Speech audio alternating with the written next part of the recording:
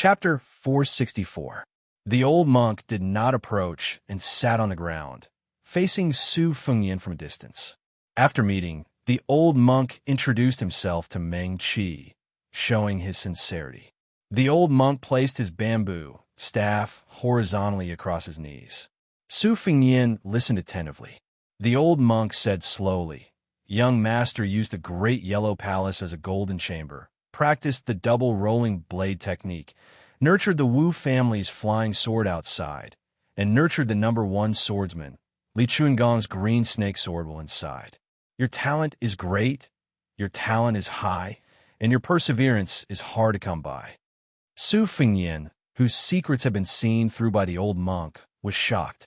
His expression was normal as he smiled and said, "Senior, you don't have to restrain yourself first. Just say it." The old monk smiled and said, "In ancient times, when the wise men tried to control the flood, it was better to dredge it than to block it. Regardless of whether it is the sword or the saber, Buddhism's silent meditation, Taoism's golden chamber, or martial artists' closed scabbard meditation, they all go against the flow and accumulate the spirit. However, to me, going against the flow is not derogatory. Young master, please don't take it to heart. It's just that when you block the flow, it becomes a flood. When you dredge it up, you have to pay attention to it. Do you block it to the end, or do you occasionally make small mistakes?" Su Fengyan said sincerely, "I don't dare to play dumb with you. In my opinion, it's better to block it to the end. Because the Bao has the principle of slackness, I understand that. However, if closed scabbard meditation is like a woman taking a stroll, walking and stopping, bashful and resting, I don't think it's a big deal." The old monk was not like those famous scholars who argued about the flow of the river. If there was a slight difference in opinion, they would be as aggressive as if they had killed their father. They would want to take all the principles of the world into their own hands. The old monk was not arrogant, because he was from the two Zen temples. He still carefully pondered over Su Fengyan's words, which were suspiciously stubborn. He said calmly, "This old monk is not good at talking about big and small principles outside of Buddhism. I would like to shamelessly ask for some water from you first. Allow this old monk to slowly think it through before speaking to you." Su Fengyan smiled. He was in good mood. He stood up, took out his water pouch, and leisurely tossed it over. After the old monk caught it, he took out a white bowl from his traveling bag. He poured half a bowl of water and drank a mouthful with relish. In the old monk's opinion, a bowl of very plain water was better than any delicacy. If it was his favorite porridge, it would be even better. Su Fengyan took a step back and stopped arguing. He asked, "What if I'm willing to drain the accumulated water?" The old monk raised his head and said, "It's enough to make love with a woman. Actually, your great yellow courtyard has already reached the realm of consummation. The reason why it's lacking is not because there are a few major acupoints that have yet to be opened, but because it's lacking yin and yang." The corner of Su Fengyan's mouth twitched a few times. The old monk laughed heartily and said, "Don't think that this old monk is a perverted monk. It's just that it's normal for men and women to make love. Although this old monk is an outsider, I don't see it as a scourge. Moreover, when I was young, I often couldn't sleep well at night. I was often beaten and scolded by my master." The old monk restrained his smile and said solemnly, "It's a good thing that you use the world's injustices to nourish your will. There's righteousness in the world. Although it doesn't repel murderous aura, it's mixed with evil aura and resentment. It's strong but not pure. You have to know that if you go astray, every step you take, every bit of strength you exert, it may seem like you're going far away from home, but it's actually going astray. Have you ever asked yourself this question? Moreover, in this old monk's humble opinion, when people say that they have a clear conscience, most of them are guilty. Even if they have a clear conscience, they are guilty of the truth. Allow this old monk to pour a bowl of water." The old monk poured a second bowl of water, leveled it, tilted it again, and shook it again until the water in the bowl calmed down. "Young master, when we conduct ourselves in the world, we all use this bowl. The righteousness of the world is the water in the bowl. It's just that the depth is different. No matter how the bowl is tilted, this bowl of water is always as flat as a mirror. Su Fengyin frowned and said, "If that's the case, how can you say that a bowl of water is equal? Isn't this just making trouble for nothing?" The old monk drank a mouthful of water and shook his head with a smile. This old monk doesn't dare to make a judgment. "Ha ha, this bowl of water was swindled from your hands. I'm ashamed, ashamed." Su Fengyin didn't know whether to laugh or cry. His gaze became much gentler, and he smiled. Senior is indeed an old immortal of the two Zen temples. With just a few words, you're able to talk about big principles on small matters. Compared to those Buddhist teachings that are scattered by heavenly maidens, it's much more pleasing to the ear. The old monk held the bowl of water in one hand and hurriedly shook it with the other. "What old immortal? Young master, you flatter me. I am old, but I'm still far from being an immortal. Other than reading scriptures all year round in the temple, I'm not good at preaching scriptures. In fact, I only know how to do some farm work. Principles and whatnot are all figured out from farming." Su Fengyin asked curiously, "The monks of the two Zen temples have been conferred the title of imperial preceptor countless times. Has Senior not been conferred the title of imperial preceptor by the imperial court?" The old monk smiled lightly and drank a mouthful of water. He smiled and said, "Clothes can warm up 10%, rice can fill 7 or 8 stomachs, and tea can be drunk up to 5 or 6 flavors. That's enough." Su Fengyin smiled. "Then you have." The old monk laughed. Reserved. "Even if you're not an old immortal, you have to have the demeanor of an old immortal. I have a disciple who passes on my mantle. He also has a daughter. When he found out that I was going down the mountain, he advised me to have the demeanor of an immortal. Seeing that I wasn't willing to dress up properly, he sent me down the mountain and was lectured by her all the way." The corner of Su Fengyin's mouth twitched violently. With a gentle gaze, he asked, "Is it a young lady with the surname Li? She has a little monk by her side who is her childhood sweetheart?" The old monk was like a Buddha who had opened his eyes. He immediately understood. "So it's His Royal Highness. I've long heard that His Royal Highness sincerely worships Buddha. No wonder. I've been rude." Su Fengyin stood up and bowed respectfully. He said in a deep voice, "Su Fengyin greets the abbot." The old monk stood up and returned the greeting before sitting down again. He slowly drank his water and smiled. "Your Highness, you don't have to be so courteous." After Su Fengyin sat down, he asked, "Old abbot, are you going to Beimang to destroy Buddha?" The old monk nodded and sighed. "I'm not going to Beimang to be arrogant and try to influence the Beimang emperor who is bent on destroying Buddha. I just want to talk to the monks about the Diamond Sutra. I don't know the fate of heaven, but I'm doing my best. The Confucian saints have 300 poems. In a word, they are pure and innocent. The old lord rides a green ox and has 3,000 Taoist scriptures to seek peace. Buddha doesn't write words, but this makes us confused. The Beimang royal court wants to destroy Buddha. Without temples, without incense, without Buddha statues, without Buddha scriptures, in my opinion, it's fine. But if there are hundreds of thousands of monks and everyone loses their Buddhist heart, this won't do." The old monk carefully put the water bowl back in his bag. After standing up, he smiled and returned the water bag to Su Fengyin. "Old monk thanks His Royal Highness for giving me 2 bowls of water. It's a good karma. If you're not in a hurry, Your Highness can head northwest for 40 miles. There's a canyon and you can stop there for a while. It might be another good karma." Su Fengyin took the water bag and smiled. "Old abbot, I have a favor to ask. Can you take this horse with you? I'm going north alone and I don't need to ride it anymore. I don't dare to give it to anyone as I'm afraid it'll be a disaster. If I leave it alone, I won't be at ease." The old monk, who was worthy of being called the Buddha head saint of Buddhism, smiled kindly. Of course. It's no trouble to have a companion to talk to on the road." Su Fengyin put his palms together. "I'll bid farewell to old abbot here." The old monk put his palms together and said with a lowered eyebrow, "Old monk's parting words, Your Highness can teach Bodhisattva to grow black hair." Su Fengyin was stunned. He watched the old monk holding the bamboo staff lead the horse away until his figure disappeared from his sight. Exhaling a long breath, Su Fengyin followed the old immortal's instructions and hung his short knife. Springtime thunder, and rushed northwest. Now he had nothing to worry about. Sure enough, he saw a deep canyon that stretched without an end. Su Fengnian climbed to the top and walked slowly along the cliff of the canyon. He didn't know where the so-called good karma was. After walking slowly for half an hour, he finished cultivating his sword. His feet trembled. It was as if there was thunder between heaven and earth.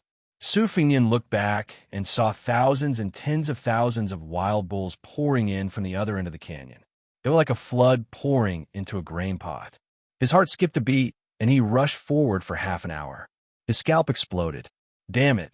There were hundreds of herdsmen leading sheep and all their belongings in the canyon. Aren't they going to be crushed into meat paste by the herd of wild bulls?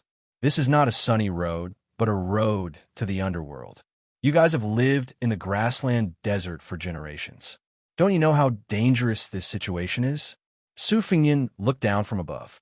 He could tell that some of the herdsmen already knew what an earthquake that came out of nowhere meant. They were in a complete mess, the elders' faces ashen, many women and children even more so crying incessantly. Su Fengnian looked over again, his expression gloomy and cold.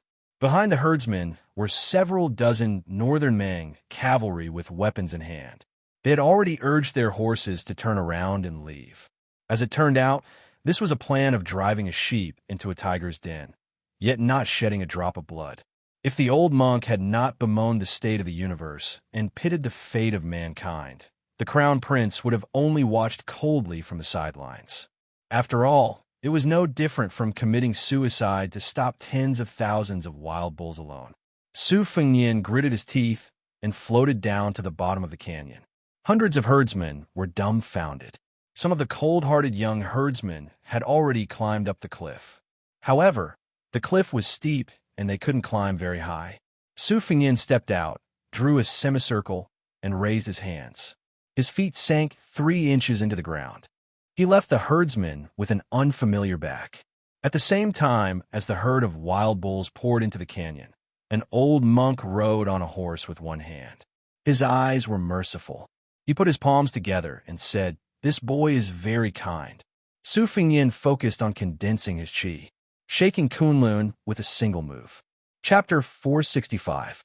Su Fengnian abruptly slapped his forehead and stopped using the grand momentum shaking Kunlun that he had stolen from Mount Huey's Great Snow Plateau.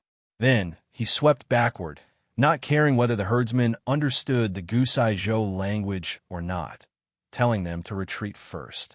Su Fengnian took the lead and carried a nomadic child under his armpit. Then he picked up another youth and bent his knees slightly. Like an arrow, he shot off the cliff. After bouncing several times, he landed on the mountaintop. After landing on a mountaintop, he leaped down to the bottom of the canyon. Su Fengnian did not take a break. After more than 10 jumps, he finally brought more than 20 children to the mountaintop first. The sound of the cow hooves was like the explosion of spring thunder. The canyon's cliffs were shaken and dust filled the air. Around the corner, a herd of strong bison had already arrived like a tide. Su Fengnian did not pay attention to the young herdsmen who were pretending to stop. After a rise and a fall, he discovered a delicate figure bending down to support a child who had fallen down. Su Fengnian ran to her side and saw the side of her face from the corner of his eye. He was slightly startled, but he did not care about anything else. He casually picked up the 2 children and rushed to the mountaintop. After putting them down, he jumped down to the bottom of the canyon again. There were still more than 80 herdsmen who were desperately trying to escape in the canyon. He saw the young girl, who could make his royal highness startled, pursed her lips, and stood in place. Her face was filled with gratitude from the bottom of her heart. Her eyes were filled with the relief of life and death. Su Fengnian did not have the leisure to be unafraid of death like her. Facing the vast and mighty herd of bison, they descended to the bottom of the Kunlun Mountains together. The ground shook violently. The herdsmen were so scared that their legs went weak. The canyon's ground was originally uneven. The ground shook, making it harder to walk. A few elderly people staggered and fell to the ground. They struggled to get up and run again. Su Fengnian's momentum was majestic. It was like a sudden clap of thunder rising from the ground. thunder against thunder. Qi flowed all over his body, leaking out like a flood. Su Fengyan exhaled again and suddenly opened his eyes. Both of his hands slid outwards in a gentle arc. The dust was unable to come within 1 zhang of his body. The girl behind him was dumbfounded. She only saw the young man with a saber in his long robe fluttering in the wind. When the frenzied bulls with red eyes were 10 steps away from him, it was as if they had hit an invisible iron wall. The front hooves of the first line of bulls that were running side by side with him were twisted and pressed backward.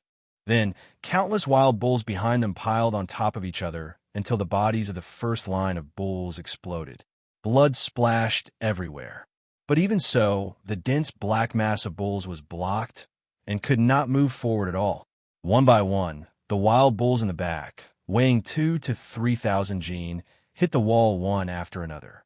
Their corpses and bones piled up. In an instant, a scarlet wall was erected.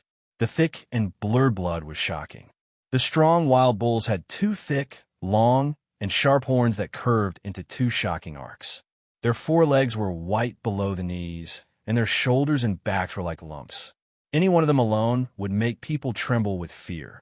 There were many scenes of lions and wolves being overturned by the horns of adult wild bulls on the grassland. Not to mention this flood of oxen that could topple mountains. In the narrow space of the canyon, where there was no way to hide, it was like meeting enemies on a narrow road. There was no other way but to charge forward. The wild bulls were docile by nature. They just rushed into the canyon and ran wildly, gradually arousing their ferocious blood. Especially when they were blocked and stagnated by people, the saying of people going into a dead end really came true. Su Fengyan pressed down with his hands. More than 40 wild bull corpses suddenly fell down. His feet also slid back 2 steps on the ground. Without any obstruction, the herd of wild bulls stepped on the corpses and leaped over, continuing to run wildly. Su Fengyan's sleeves billowed. His left foot slid out a step. He spread out his arms and suddenly pushed forward. The wind and sand in front of him were blown up. Especially the 2 cliffs on both sides were pulled by the momentum. Many large flying stones were forcefully pulled out and shot toward the herd of bulls. Su Fengyan did not care about the blood that seeped out of the corner of his mouth. He knew that the flying stone was just a solution to the urgent situation and could not escape from a drop in the bucket. The previous block and the next block only reduced and compressed the gap between the bulls and their tails. It seemed to be effective now, but when the momentum contained in the torrent completely rebounded and exploded, it would be the real pain. If he reached the Finger Mystery Realm, he could break the cliffs and have a chance to block the canyon. He reckoned that the body of an ordinary Vajra realm martial artist wouldn't be able to withstand the impact of the waves. Unfortunately, Su Fengyan, who was a step away from the Vajra realm, took a few steps back. He quickly took a breath midway and didn't even have time to spit out blood. His long robe moved without wind as he shook Kunlun again. If he could block 1 step, he would block 1 step. Again and again, the cycle of the big yellow court grew. Chapter 466. After going back and forth for more than a dozen times, he had already slid back 60 or 70 feet step by step. During this period of time, Su Fengyan was very anxious. His murderous intent was aroused, and he used the falling rocks to launch a wave of sword qi to roll the dragon wall, dismembering the bodies of more than a dozen wild bulls. The price was that he could no longer suppress his spitting blood. His heart was greatly shaken, and he no longer dared to let his emotions affect his decisions. He only felt extremely sullen, and his hostility skyrocketed. His eyes were crimson red, and the red date mark between his eyebrows slowly turned a light purple, and then a deep purple. He could no longer see and no longer hear. He could no longer weigh the pros and cons of life and death. Gradually, he reached a kind of indescribable state of bliss. There was a gap between life and death. The Confucians believed that there was no evil, that they had a clear conscience and were not afraid of life and death.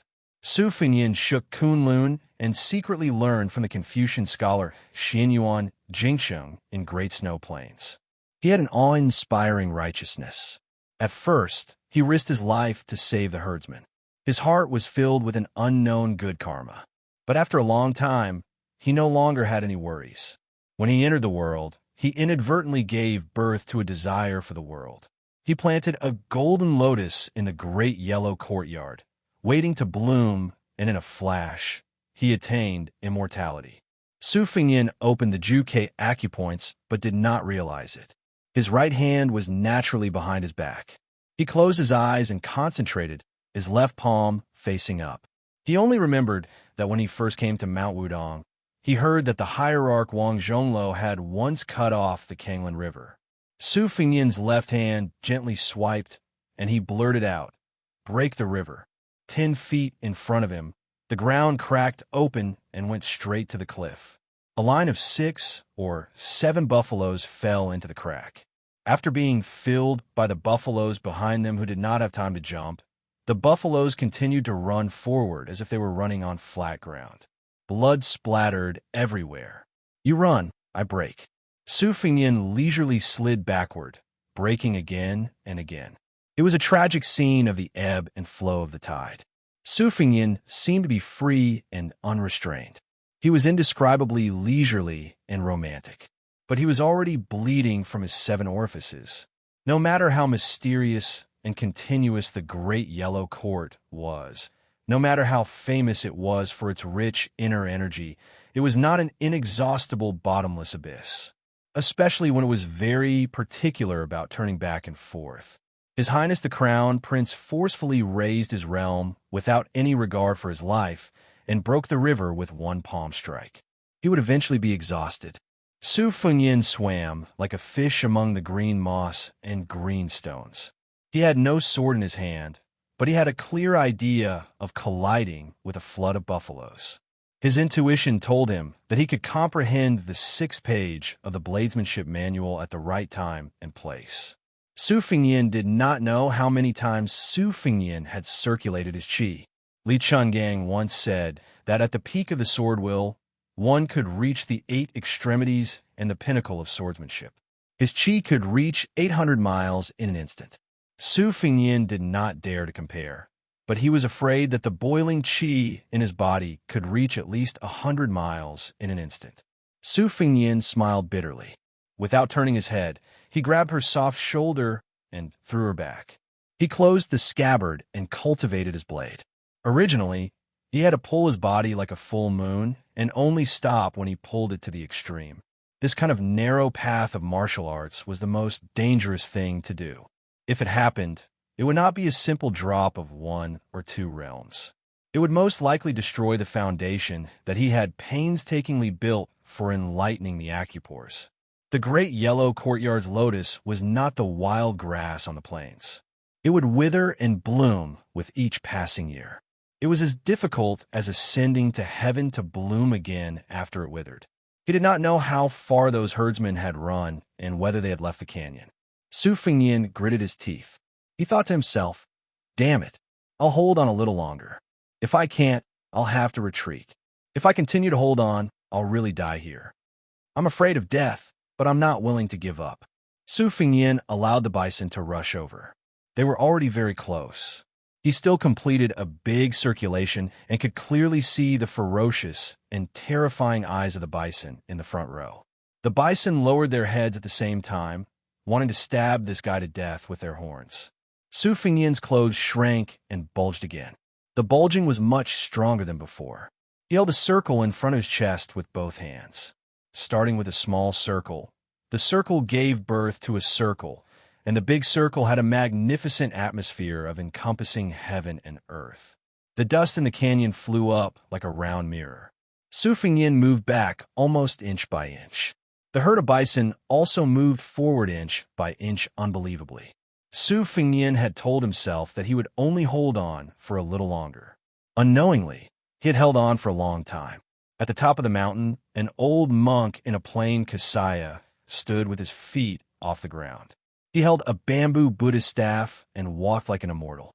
Seeing the scene, he was slightly moved.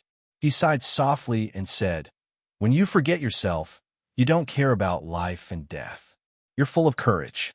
When you wake up, you know that you shouldn't do something, but you still don't forget to do it. You know the nature of the root bone. A little selfishness is not enough to cover a good heart.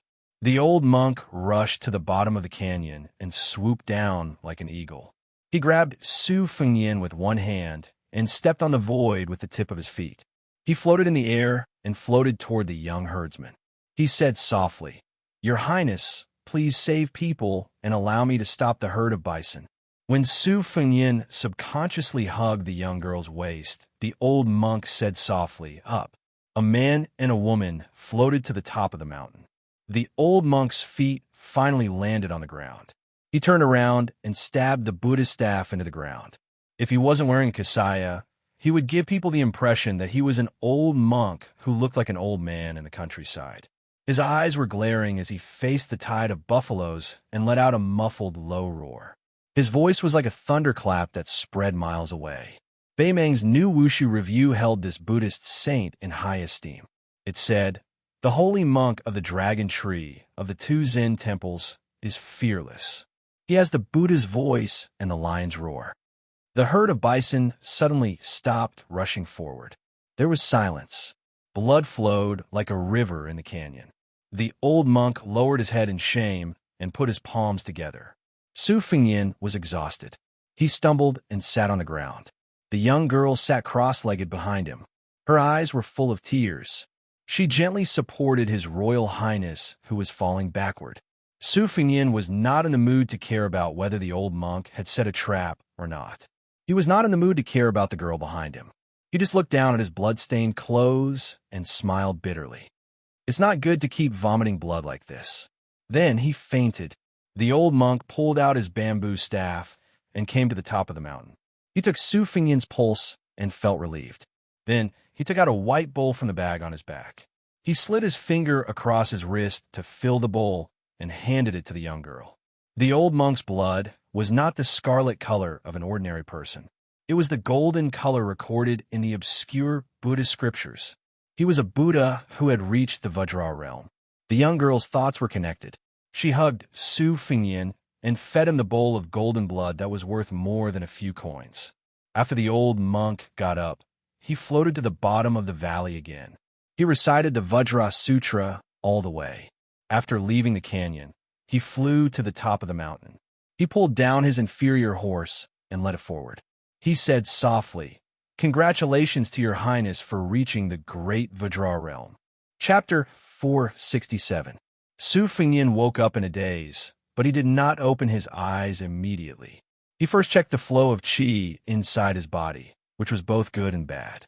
The newly opened Juk acupoint was a blessing, but the unfortunate thing was that he did not know why the qi inside his body was burning fiercely like firewood. Although it did not turn into ashes, there was an uncontrollable sense of crisis. This made his royal highness, who was used to controlling everything around him, feel uneasy and puzzled. He continued to check the breathing frequency around him before slowly opening his eyes. The first thing that came into his sight was a beautiful face. She was already stunning when he first saw her in the canyon. Her beauty could only be described as otherworldly.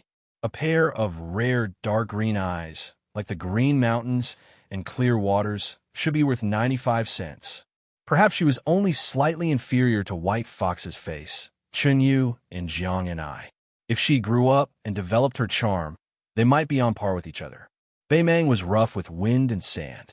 Few women were fresh and beautiful, and their bodies were usually rougher and bigger than southern women. Could it be that Chao Guanzi monopolized the principle of 8 flowers of elegance and swallowed the elegance of Beimang women? Su Fengnian suspected that he had been conferred the Golden Chamber of Commerce and turned himself into a monk who only ate vegetables and did not eat meat. Unexpectedly, he did not want to look at this peerless beauty at all. He slowly stood up and took the initiative to separate himself from his soft and warm body. After nurturing the sword, it was as if his body was fitted with a precise hourglass. Even when he was meditating and breathing, he would automatically wake up every 2 hours and jump to the bottom of the valley. He silently controlled the sword and dripped a drop of blood on the sword, causing the flying sword to unexpectedly fall straight down. 3 days of effort had been wasted. Su Fengnian held back from cursing loudly. He frowned as he stared at the blood mark on his palm. The bright red blood was permeated with an inexplicable, faint golden color. Even when he was at the consummate level of the Great Yellow Hall, he had never heard of such a strange sight. He no longer dared to nurture the sword carelessly. He withdrew the sword, and his slender ame, which was as fine as a woman's black hair, swept back to the mountaintop. Most of the rescued herdsmen were young. They surrounded the young girl and looked at Su Fengnian with eyes full of reverence and worship. Su Fengnian ignored them. Looking at the bottom of the white bowl that was sparkling under the sunlight, he squatted down and stretched out his finger to touch it. He sniffed and guessed 70 to 80% of it. The reason why the Buddha was called the Golden Body Buddha was largely due to the so-called invincible body of the Vajra. It was rumored that the Vajra could make all the evils in the underworld retreat and all the ghosts in Fengdu crawl. It was only through Li Chuangong's explanation that Su Fengnian knew that the Vajra realm in the world could be considered as a fake realm. Only Li Dongxin of the two Zen temples and his younger brother Su Longxiang were the real Vajra. Back when Li Dongxin returned from his 10,000 li journey to the west, someone spread the shocking secret that a flesh-eating monk in white could obtain the golden body of immortality with a piece of meat. Evil figures swarmed over, but none of them succeeded. In the end, when Li Dongxin approached Chang, and under the watchful eyes of everyone, he cut off a piece of meat and gave it to someone who was about to die of hunger and cold. A few years later, the old man died peacefully of old age, but he did not achieve immortality. Only then did his doubts dissipate. Su Fengnian sat cross-legged and stared blankly at the white bowl. The young girl and more than 20 children beside him did not dare to disturb him, so they accompanied him and stared blankly. Su Fengnian stood up and carried the two children down to the bottom of the valley. The herd of wild cows was intimidated by the Buddhist lion roar. They froze like a torrent and stopped moving. Finally, they all turned around and rushed out. Only then did the herdsmen feel at ease to pick the wild cow carcasses to store meat in autumn and winter. Su Fengnian sent the herdsmen down one after another. During this time, a few cheerful children felt as if they were riding on clouds and mist and laughed happily. In the end, only the slender and elegant young girl was left. North of Dragon Waste Prefecture was a very cold place. In autumn and winter, the rich people used the fur of marten, fox, rat, and raccoon as their fur coats. The poor people used the fur of cows, horses, pigs, and sheep as their clothes. In spring and summer, they used cloth and silk as their clothes. There was a difference in thickness between the rich and the poor. For example, the young girl in front of him had a narrow left sleeve and wore black leather boots. She could only be considered simple and neat. She could not compare to the silk and embroidered clothes of the maids and concubines of the noble families. However, she was a natural beauty. There was an exquisite Chang flute tied around her waist. There was no one at the top of the mountain. Su Fengnian finally had the mood to look at her carefully. He was not in a hurry to send her into the valley. She blushed for being stared at. She lowered her eyebrows, and two fingers quietly twisted the corner of her clothes. Su Fengnian smiled. He walked closer and pinched her chin. He tilted it up and forced her to look at him. Su Fengnian had seen with his own eyes the Mang cavalry hunting and chasing. He did not intend to get involved in this muddy pond. Beautiful women were a source of trouble. Su Fengnian did not have the ability to fool around in Beimang. The sort of emotion hurt people. Wasn't someone as open-minded as Li Chungang also suffering in the same way? Su Fengnian's selfishness in stopping the herd of oxen this time was obvious. He only wanted to leave a good impression on the Dragon Tree Monk, one of the two great saints of the world. If he expected His Royal Highness to help the Buddha to the west and save this group of herdsmen from the abyss of suffering, he really did not have this kind of compassion. Moreover, if they were involved with him, who could have a good ending? Su Fengnian picked her up and jumped down. He landed lightly on the ground. After letting her go, he did not say anything. He ignored the grateful herdsmen who were kneeling down and praying. His chi was continuous like the Kunlun dragon's vein. In a flash, he chased after the herd of oxen. After turning the corner, he slowed down and planned to turn back. He thought of a way to practice the swimming fish style on the 6th page of the knife manual. The Beimang cavalry had not seen the herd of oxen for a long time. Sensing that the situation was out of their expectations, they brandished their swords and rushed into the valley. Su Fengyan's hearing was amazing. He frowned slightly and stuck to the dark cliff like a gecko. He originally wanted to chase after the herd of oxen on the top of the mountain. He caught a glimpse of the last rider turning around the corner of the valley. Then he heard a sneer that all men understood. Su Fengyan walked along the ridge of the cliff and saw more than 30 riders circling around the girl at the bottom of the valley. Those who were skilled in horsemanship leaned their bodies and reached out to touch the girl's clothes. Su Fengyan cursed as he fell back into the valley. The arrogant cavalry did not notice that someone had appeared out of nowhere behind him. Su Fengyan was also too lazy to talk nonsense. He floated forward, one hand grabbing onto the tail of a warhorse. The warhorse that was galloping in circles felt a wave of pain and raised both of its hooves, neighing in pain. The fierce cavalry turned around in surprise, brimming with killing intent. A saber slashed towards this reckless fellow. Su Fengyan gripped his saber and dragged the cavalry off his horse. He kicked this sturdy warrior away, and his body smashed into the cliff, instantly turning into a pile of meat paste. Su Fengyan was shocked. When did he reach such a state? The rest of the cavalry were startled. A brave man urged his horse forward. Su Fengyan did not move at all. When the horse crashed into him, he pressed one hand on the horse's head. The horse's head exploded into the ground and died on the spot. The back half of the horse's body flipped over. Su Fengyan slapped it away with one hand. Together with the dead horse, both the man and the horse were thrown into the cliff. The only difference between their deaths and the former's was that the pile of meat paste was bigger. The more than 30 cavalrymen no longer cared about teasing the tender meat that was about to enter their mouths. They fled for their lives. Anyone could see that using numbers to crush the enemy was not going to work. Where there's life, there's hope. This principle was simple and plain no matter where it was. Since Su Fengyan had started a killing spree, he would not allow the fish that slipped through the net to pass on the information. He leaped up and strolled leisurely around the warhorse. He pushed out his palm as if he was swatting a fly on the wall. Large scarlet blossoms appeared on the cliff wall of the canyon. Su Fengyan indeed could not do what Chun Jibao did, using a horse to drag Yi Baikui's wife and daughter to death in front of the western wall. But when it came to killing some barbarians in Beimang, he still had no scruples. If not for this, Su Fengyan admitted that he deserved to die in Beimang. Even if he had the hereditary title in his hands, what qualifications did he have to fight with Chun Jibao over Beiliang's military power? Snatching soldiers, snatching food, snatching people's prestige, and snatching the hearts of the army.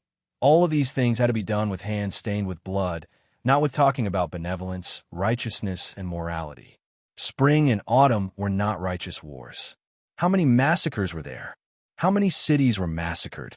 How many people ate the food cooked by their fathers and mothers?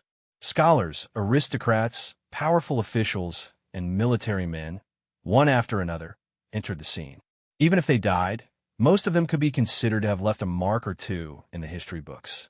But too many people in the chaotic world who only wanted to be well-fed and well-clothed dogs died. Even their descendants, who were supposed to burn incense during the Qingming festival, died along with them. How could he command Beiliang's 300,000 cavalrymen with the benevolence of a woman? Once the empire's north gate was opened wide and Beimang drove straight down, the first to suffer would be Beiliang's millions of households. Those loyal officials of the Liang dynasty who had always been a burden to Beiliang were probably very happy to see this happen, even though they were grieving on the surface. Su Fengyan's face was gloomy. After taking care of more than 30 Beimang cavalrymen, he slowly walked toward the girl. She was the only girl among the herdsmen who saw him block the herd of bulls with her own eyes. At that time, she believed that he was the greatest hero in the world, like an immortal descending to earth. But when she saw him killing people, not just bulls, especially when she saw him slowly walking toward her, she subconsciously looked away and took 2 steps back. Su Fengyan sneered and rushed to the top of the mountain. He had done his duty and no longer cared about the herdsmen's lives. He chased after the powerful herd of bulls. The girl suddenly realized what she had done. She was so regretful that she wanted to die. She fell to the ground in a daze, her eyes empty. Su Fengyin came to the top of the mountain at the end of the valley and stopped to look into the distance. Saving one person, killing 10,000 people. Killing one person, saving 10,000 people. Which was more important? Even though Su Fengyin believed in Buddhism, he didn't understand and didn't want to know. He remembered that when he was young, his second sister Su Weisheng was confused about whether the white horse was a horse or not. The rough Su Xiao joked that if father sat there and said it was a horse, then it was a horse. Who dared to say it wasn't? It was this unreasonable Madame Wu who said to His Royal Highness that night that there was no one in the world who deserved to die, especially no commoners who deserved to die. As long as I, Su Xiao, am alive, Liang Meng will not lose a single commoner.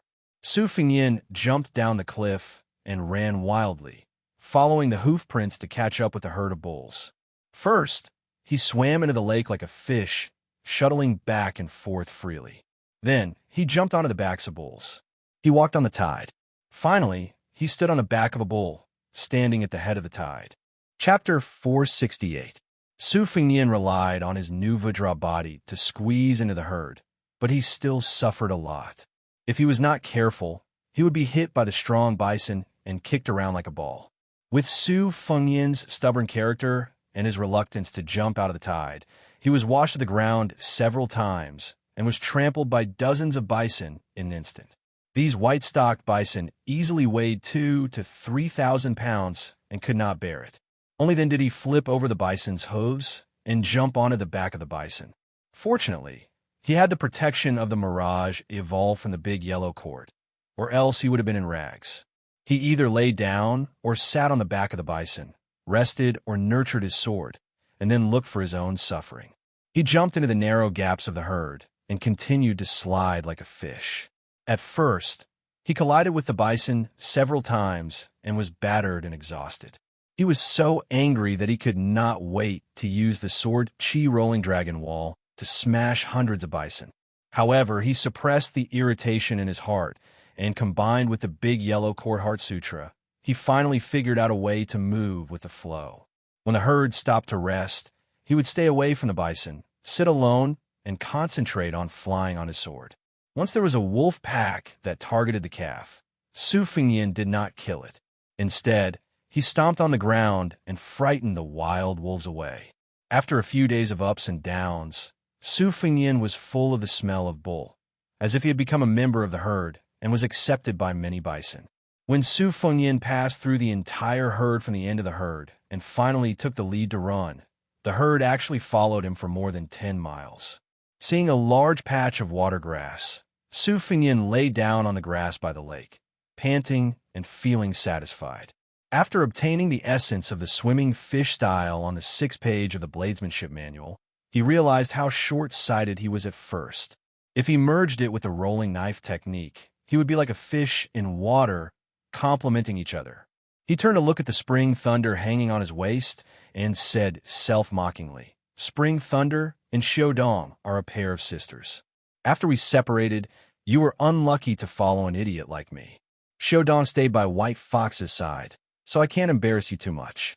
Su Fengyin took off his black gown and white coat and put them into the lake to wash, revealing the soft silk precious armor that Jianghu people dreamed of.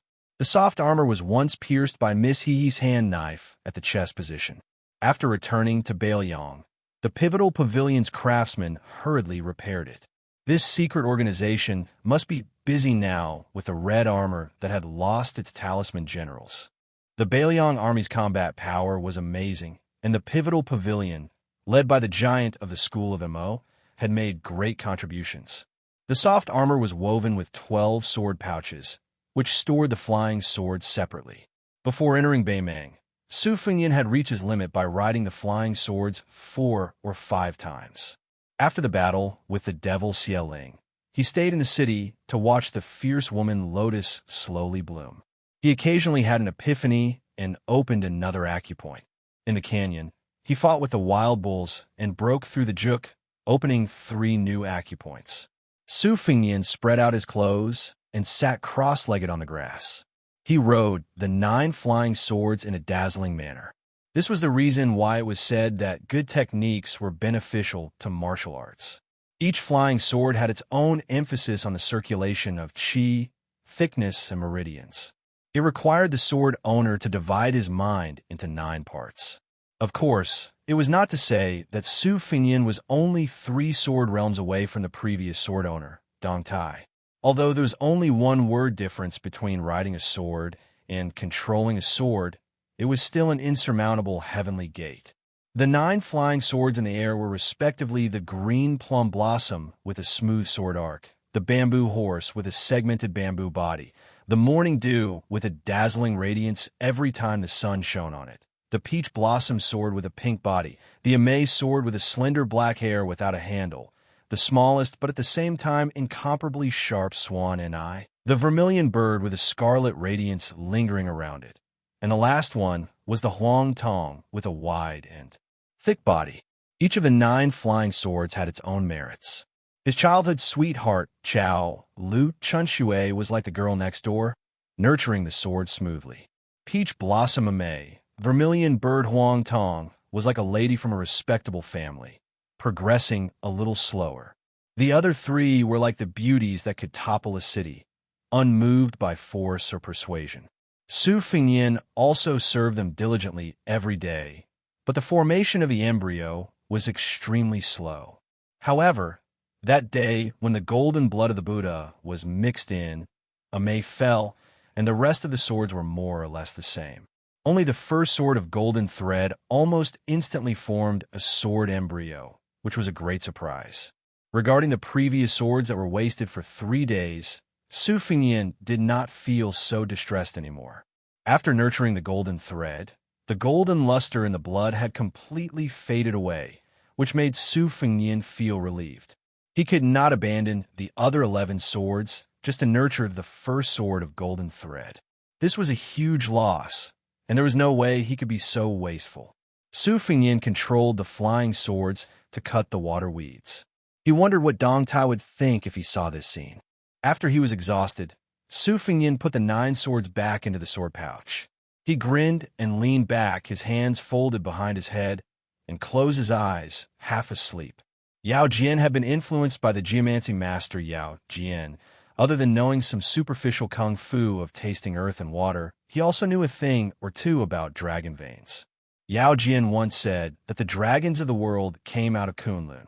Of the 3 great dry dragons, 1 landed in Taiyan, 1 came out of Donghai, and 1 entered Beimang. There was a saying in Qingshui geography that the mountains were old and lifeless, while the young mountains had luck. Therefore, 1 searched the mountains, but not the old. 1 searched the young mountains. The closer one was to Kunlun. As time passed, the more difficult it would be for a dynasty to be born in the West. Not to mention the imperial court, just in terms of feng shui. When Su Shao had stationed troops in Beiliang to confront Beimang, he sent the 2 great vassal kings of the imperial family, Yin, Qi, and Guangling, to the southeast to be in charge of suppressing the qi of the dragon. The son of heaven, Zhao family, was not without the hidden selfishness of having outsiders guard the door and courtyard, while their own family members looked after the treasures. Among them, because the Guangling prince and the current emperor shared the same father and mother, they were able to be stationed in the Donghai region. It could be said that they had put a lot of thought into this. However, when talking about the fate of a dynasty and one's own destiny, there were always too many contradictions. Li Yishan was very resistant to this, and at the same time, Yao Jian was also implicated a few times. Su Fengnian suddenly stood up and put on his clothes. Then he saw a middle-aged Taoist who did not look like a Taoist priest from the Central Plains. When he saw him, he only glanced at the spring thunder and lost interest. This Taoist priest had slanted eyebrows and a pair of almond-shaped eyes. He wore a short brown robe with a colorful silk belt tied around his waist. On his back, he carried an ancient bronze sword with pine patterns. His appearance was elegant, and he had the demeanor of an immortal. He asked in a southern Beimang accent. Have you seen an old monk with a bamboo staff? Su Fengyin calmly shook his head and said, Master Taoist, I have not seen him. Chapter 469. The Taoist narrowed his eyes and continued to ask, You seem to have mastered the superior Taoist breathing technique. May I ask which Taoist Shuren taught you? Su Fengyin, who had already concealed his qi, pretended to be angry and said, No comment. The middle-aged Taoist smiled, but his smile was cold. Oh? Then you must be a spy from Beiliang. In northern Ming, Taoism was the state religion. Taoist Master Qilin of the Tao Dao sect was a state teacher whose status was so high that it could reach the 9 heavens. The great Taoist master had 6 outstanding disciples, and he was also regarded by northern Ming as an immortal who had attained the Tao and could move the clouds and summon the rain. Before the empress ascended the throne in Beimang, Taoism was not prominent and Buddhism was prosperous. Since Taoist Qilin was given the title of national teacher, he was called the Emperor's Yellow Paper Imperial Edict. 316 people bowed to him together. Because of this, Buddhism gradually became silent. Taoist temples of all sizes in Beimang's imperial city sprung up like bamboo shoots after a rain. Hundreds of Taoists from Tao Te sect rose to the heavens. Most of them had a meteoric rise and were treated as distinguished guests by high-ranking officials and nobles. Su Fengyin was surprised. Are you an immortal from Tao Te sect? I often heard about the miracles of Tao Te sect's Taoist Qilin in Gusai state. Are they all fake? The Taoist with a sword on his back sneered. Buddhism emphasizes the equality of all living things. When have I ever treated everyone equally? I know that I have no hope of attaining Tao. What I do in the dynasty is to kill evil with one sword. Su Fengyin seemed to be forced by the situation and had no choice but to lower his head. He said helplessly, I did see an old monk heading north. He even asked me for half a bag of water to drink. The old monk said that he came from 2 Zen temples and was going to Qilin Temple to discuss Buddhism with the national teacher. The almond-eyed Taoist heard every word and snorted coldly before drifting away. Su Fengyin waited until the figure of the Taoist disappeared and confirmed that there was no doubt that he did not turn back to hide. Only then did he let the qi in his body rise spontaneously, contracting and expanding. The surface of the small lake beside him suddenly broke and ripples suddenly appeared. Su Fengyin had been like a fish swimming in a herd of cows for the past few days. He knew that he had reached the initial stage of Vajra realm and was not surprised. Below the 2nd level, one's realm was judged by the amount of armor breaking. It was already a great fortune for martial artists in the world to reach the 2nd level. It was enough to be called an outstanding martial artist. They were scattered all over the world and were regarded as unattainable masters by ordinary people. However, only after entering the 1st level did they know that the past was only a small part of the picture. After the picture of 1,000 miles was spread out, it was a truly beautiful scene. Just like how Su Fengyin was riding a flying sword now. He wasn't only able to see where the flying sword ended up, he was also able to vaguely see the trajectory of the flying sword. Su Fengyin guessed that once he reached the profound finger realm, he would be able to predict the trajectory of the flying sword in the next moment. As for the lawful embodiment of heaven and earth of the 1st-grade celestial phenomenon realm, Su Fengyin had no way to predict the profoundness of it. Su Fengyin looked at the lake that was gradually calming down and muttered to himself, Food should be eaten 1 bite at a time. A woman's clothes should be taken off 1 piece at a time. What Wen Hua said is always very reasonable. Since he had comprehended the swimming fish style, Su Fengyin did not disturb the herd of cows. He rested for a day and a night by the lake. While the iron was hot, he struck the iron while it was hot to control the golden thread alone. The great Tao was ethereal and difficult to find. Even the sages had to say that it was impossible to float on the sea on a boat. Swordsmanship was the same. The Wu family sword tomb was unconventional and sought the Tao with skills. They did not pursue the abstruse artistic conception of breathing qi into swords. Instead, They diligently climbed to the peak of swordsmanship and swordsmanship. Raising swords was one of the unique side doors. Su Fengyin had profited from a disaster outside, the martial emperor's city, and obtained the 12 flying swords.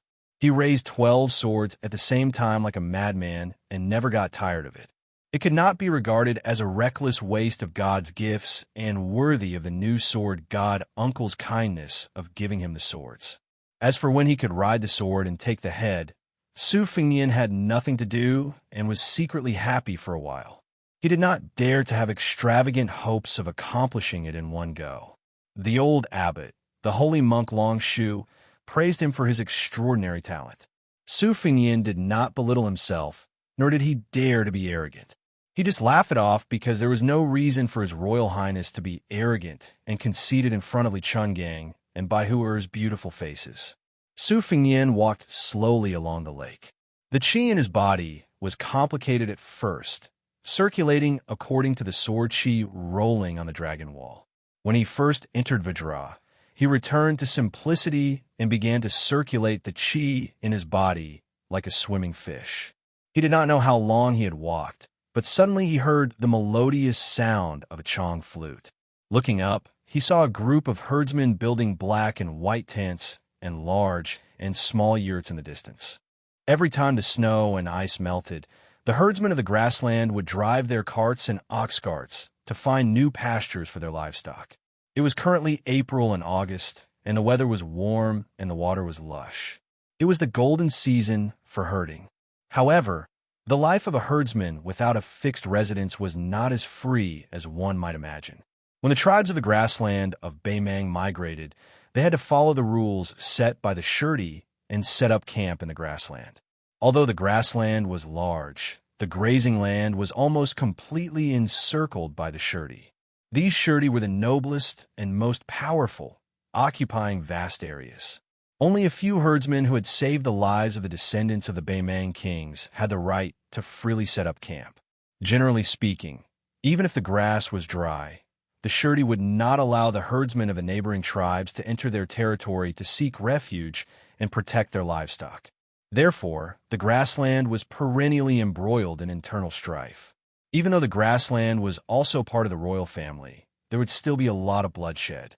It was only after the Empress of Beimang ascended the throne and worked hard to suppress the Shirdi of Yelu and Murong that the situation improved slightly.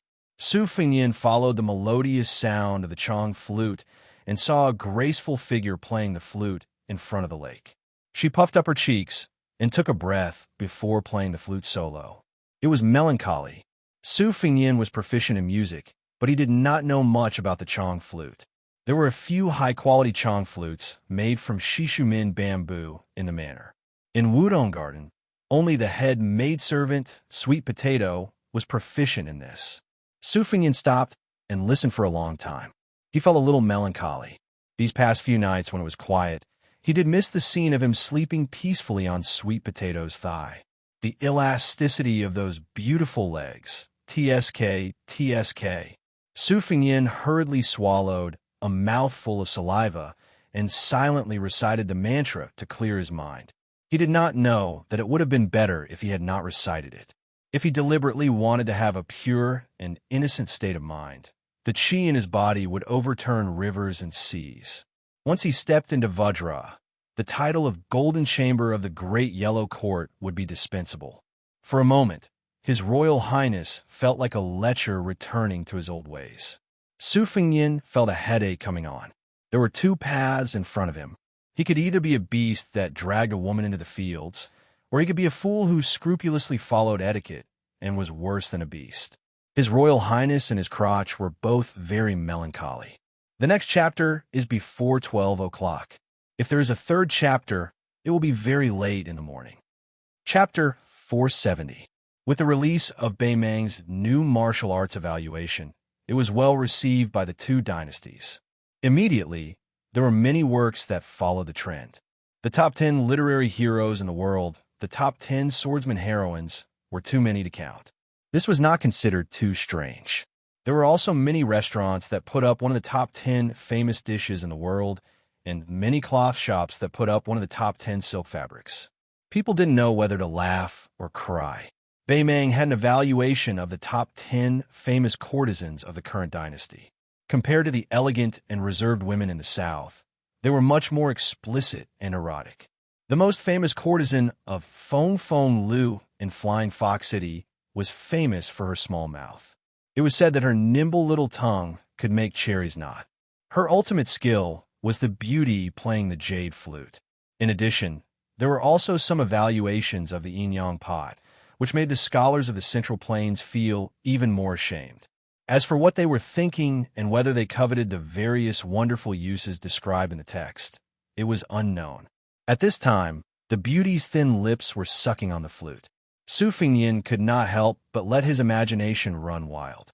Previously, he was full of hostility and had a bit of a grudge against this young herdsman girl.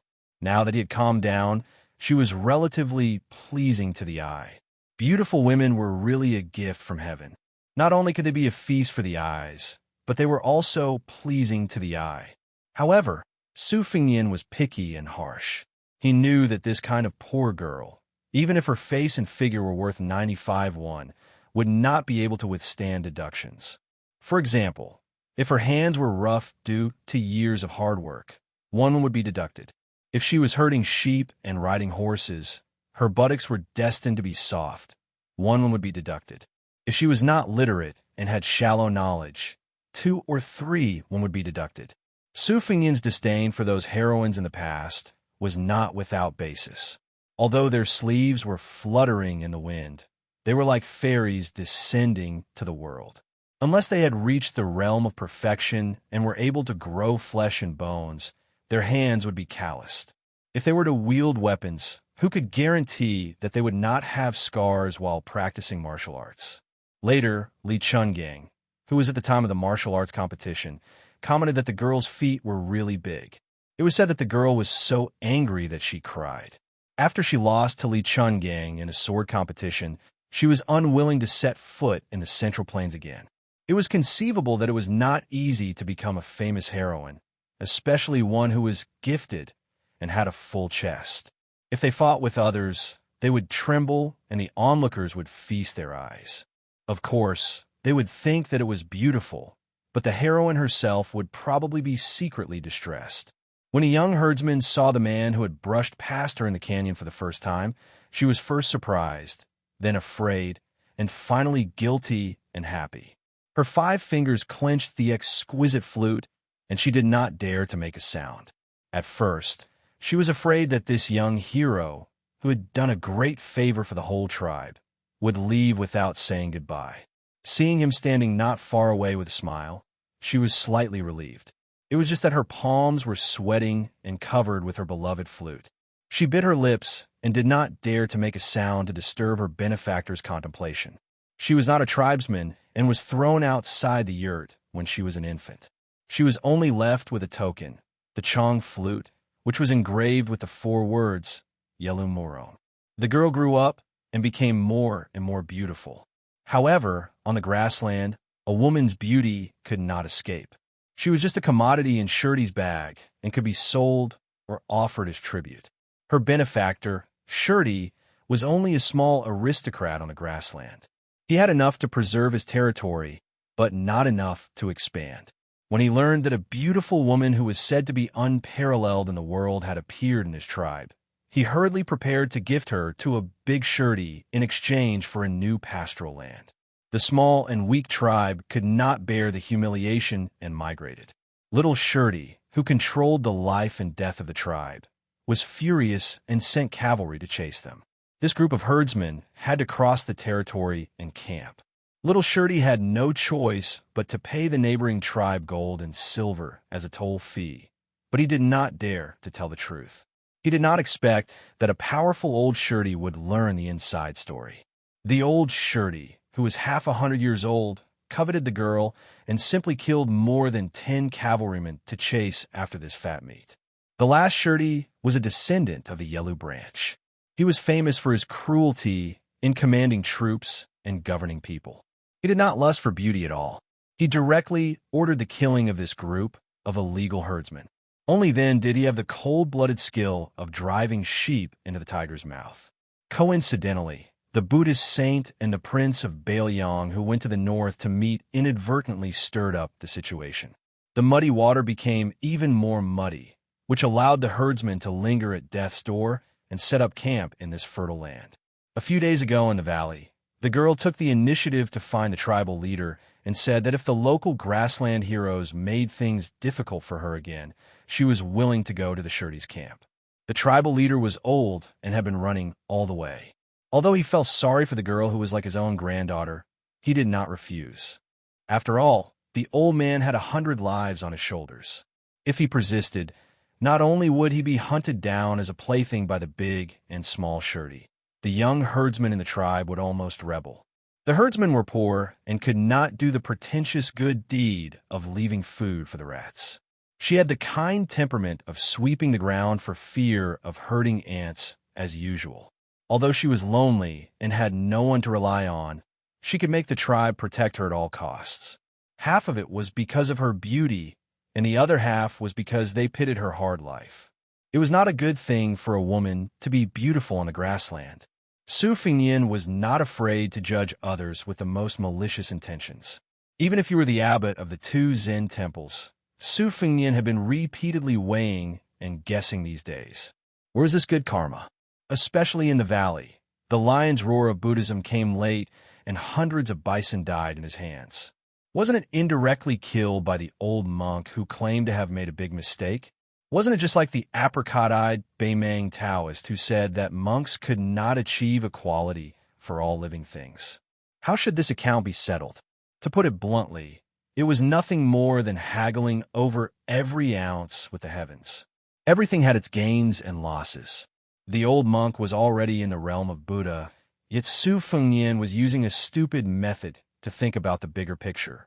One day, he would inherit the title of Prince of Northern Liang. Did this have anything to do with Northern Mang's destruction of Buddhism and the end of the world? The 2 Zen temples' original intention was to let the little monks of the north and south go to Jinding to debate with Taoism. However, it was dispelled because of the little girl's dream. According to the information gathered by the spies of Bailiang, in that dream, countless armored horses came to Bailiang. Su Fengnian was not only curious about the little monk who erected a monument and became a Buddha, he was more concerned about where the armored horses came from. The aftertaste of this dream was too long. Even Li Yishan, who never believed in ghosts and gods, racked his brains and buried himself in the ancient books of Buddhism and Taoism. In the end, he used the Book of Changes to interpret the dream, but the result was still very little. Chapter 471. Pull one hair, and the whole body will be affected. After the white-clothed monk won the debate at Mount Longhu, he and Zhao Danping were summoned to Tai'an City by decree. Then the old abbot personally went down the mountain to Beimang to discuss Buddhism with the Qilin Jinren of the Tao Te Dao sect. Su Fengnian's mind wandered thousands of miles after the initial heat. When he came back to his senses, his mind was as calm as still water. This made His Royal Highness worry about whether or not there was a big problem between his legs. He sighed inwardly and approached the girl who was at least 85 when he took the Chong flute from her hand. Seeing the 4 characters of Beimang, he frowned and asked, "Do you understand the language of the southern dynasties?" The girl's voice was as soft as a mosquito's. "I understand, but I can't speak it well." The language of Beimang was originally complicated and varied. After the empress took over the dynasty, it gradually changed. However, the northern and southern dynasties were still distinct. Every time the empress went on a hunting tour, she would discuss matters with her close officials. Occasionally, they would talk about things. Of course, the powerful officials of the northern royal court would mock and ridicule the officials of the southern dynasties. The people of the northern dynasties who were born in the imperial tent were inevitably filled with a sense of superiority. After the end of the Spring and Autumn War, the Central Plains was stabilized. The empress took over Beimang as a young monarch and usurped the throne. Then, she took the opportunity to settle the remnants of the Spring and Autumn War. This caused Beimang to be in turmoil. The Liang dynasty and the Liang dynasty fought 6 times. The Liang dynasty won 2 times in name, but the true meaning of victory was only 1 time. It was when the empress took the opportunity to unify the Spring and Autumn War and took the opportunity to take the initiative to attack Beimang's unstable foundation. They went on 3 fronts and fought all the way to the capital of the southern dynasties. Unfortunately, they couldn't finish the war in one battle and continued their northern expedition, leaving Beimang with a chance to breathe. People only said that Su Xiao, the king of Beiliang, was greedy for power and didn't want to destroy Beimang. As a result, he had no soldiers to lead, so he withdrew his troops. In reality, both sides were preparing to sign an alliance. Only Su Xiao didn't hesitate to use his head as a guarantee and privately went to the emperor. He said that as long as the emperor gave him a secret edict, he could only lead the Beiliang army and enter the north alone. Even if he had to sacrifice 200,000 soldiers, he would make Beimang lose its title. At the time, the old Grand Secretary stood by the monarch's side and only laughed coldly. The next day, Su Xiao was the first to withdraw his troops back to Beiliang to express the Liang dynasty's sincerity. This could be considered Su Xiao's second time being a scapegoat after the Spring and Autumn War and his rise to the Jianghu. Many old soldiers who had been through hundreds of battles silently withdrew from the Beiliang army at this time. In the 5 battles between the two countries, the Liang dynasty lost more than they won. The 4th time was the most crushing defeat, almost exhausting all of the elite border troops the previous emperor had accumulated. The eastern front north of Great Peace City was clear to the wilderness, and it was even more forbidden to raise troops and attack without permission. It was only now that General Gu Jiantang had resigned from his post as the Minister of War and was personally overseeing the 2 Liao provinces, in addition to the Grand Secretary Zhang Jiulu's support, which was said by the scholars to have spent half of the dynasty's wealth, that the declining situation took a slight turn for the better. Su Fengnian directly asked, "Who are your parents?" She shook her head and said, "I am an orphan, adopted by the clan when I was young." Su Fengnian was most familiar with the dirty tricks of the imperial family. He asked with a smile, "Have you never thought that you might be a golden branch or jade leaf with the surname Yelu or Morong?" The young girl's eyes widened and her mouth dropped open. Clearly, she had never thought about this matter. Su Fengnian inadvertently saw the pink tongue behind her white teeth and felt hot again. However, he didn't feel the least bit ashamed of his inferiority in front of beauty. He only lowered his eyebrows slightly and glanced down at his waist, silently praising, "Good brother, you are very capable." After working hard to cultivate the great yellow courtyard, there shouldn't be any irreversible side effects. Otherwise, His Royal Highness would really use a piece of tofu to knock himself to death. Without any worries, Su Fengnian was in a good mood and threw some of the troublesome problems to the back of his mind. He remembered that in the past, he had spent a lot of money to buy countless poems. When they reached his second sister, only one line, "Tomorrow worries will come, tomorrow worries," entered her eyes and made His Royal Highness so happy that he had the servant send another 700 taels of silver to that poor scholar, 100 taels per word. Later, he heard that this scholar had passed the imperial examination and had some fame in the capital. He was one of the few honest people who didn't want to wallow in the mire and curse His Royal Highness with the scholars.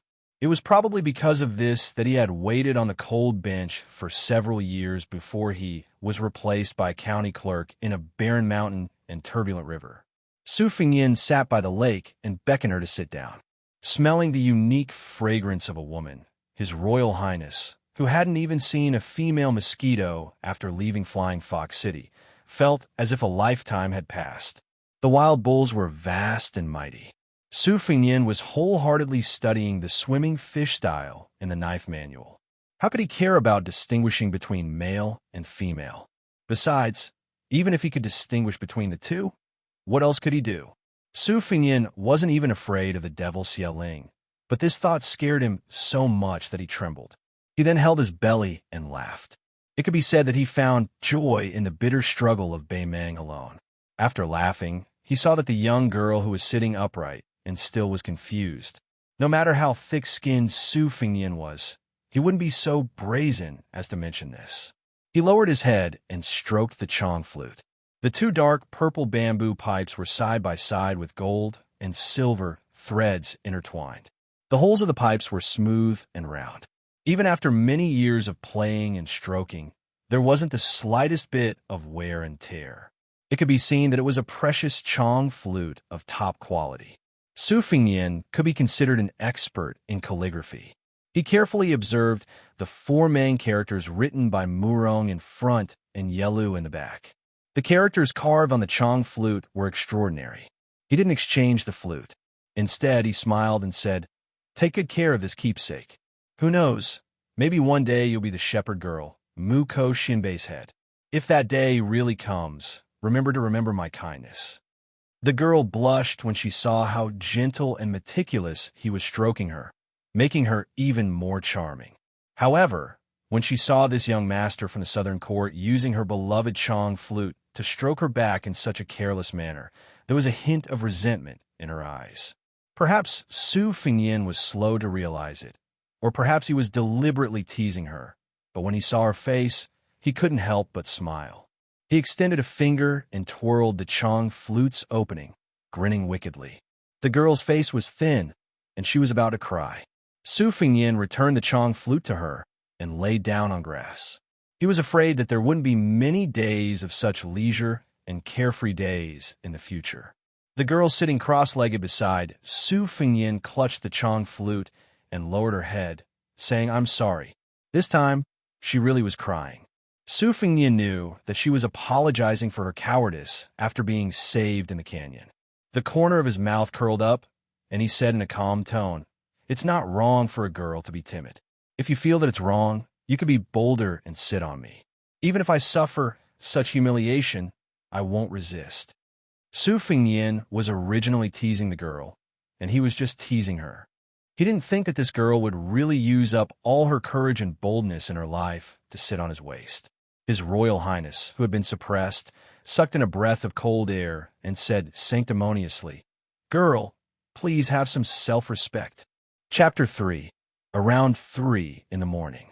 Not included in tomorrow's update. Chapter 472. An ignorant girl straddled the man's waist and sat with her, but raised. You couldn't expect her to be good at horsemanship in this aspect. Su Fengyan, on the other hand, was very familiar with it. Just a moment ago, he was like a chaste woman who was awe-inspiring and righteous, asking the girl to respect herself. However, when he saw her taking the initiative, he immediately changed his attitude and started to undress himself without hesitation. Having illicit sexual intercourse in the wild, having a banquet in heaven and earth, and wantonly humiliating the northern Mang woman. It should be the dream of many weak, northern Liang gentry children. Su Fengyan had seen many of these poor rich scholars who thought that they could compete with the soldiers who led troops to kill the enemy by riding on the northern Mang prostitute's body in the brothel. Su Fengyan's eyes were clear as he looked at the herdsman, who seemed to be crying and laughing at the same time. He stopped what he was doing, which was mostly acting. She undoubtedly had a pair of bright eyes, which were not the kind that directly pointed at one's heart, but the kind that was pure and untainted by dust and dirt. This kind of woman's eyes were destined to be like the clear lake on the grassland beside him, which would disappear into the yellow sands sooner or later. Once he saw her this year, he might not see her again next year. Even if she was a golden branch and jade leaf left behind in the grassland, even if she returned to the palace, what benefit would it bring? Su Fengyan did not have the charming thought of taking off his clothes to see her naked, but he was not allowed to take advantage of her. He smiled and shook his head, indicating for her to relax. At the same time, he held her extremely flexible and slender waist with both hands in an inappropriate position. The two of them looked at each other. The so-called killing a beauty with a sword under the waist was probably the true portrayal of Su Fengyan at this moment. No matter how innocent and naive the girl was, she matured early. No matter how ignorant she was not a fool. She also knew what kind of evil was suppressed under her soft buttocks. Riding a horse and herding sheep would not be so embarrassing. This was not a woman who deliberately wanted to seduce people. Even though Su Fengyan had been untainted by flowers for a long time, he also felt that those fallen monarchs who never went to the morning court were not wronged. Su Fengyan's hands quietly slid down and naturally squeezed. This was a skill that came with practice. Back then, during the 3 years of traveling, he had relied on this ingenious technique to make that brat Wen Hua prostrate himself in admiration. Unfortunately, this brat's comprehension ability was worlds apart from His Highness the Crown Prince's, and he could not maintain a righteous expression as a moral person. Unfortunately, he had a lecherous face that deserved a beating. Every time he mustered up the courage to go to the downtown area to take advantage of women, Su Fengyan would inevitably have to step in to save the situation. If Wen Hua cooperated, saliva would immediately flow from the corner of his mouth, and then he would say that he was an idiot brother in the family. Girls with weak temperaments would be soft-hearted and let him off, but those who were more shrewish would be punched and kicked, implicating Su Fengyan as a fish in the moat.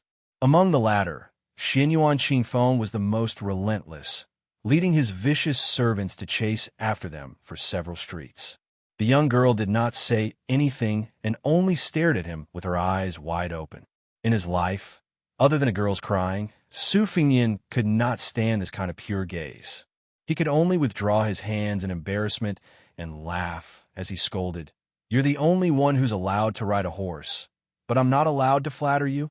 The young girl, who was not used to puns, thought carefully.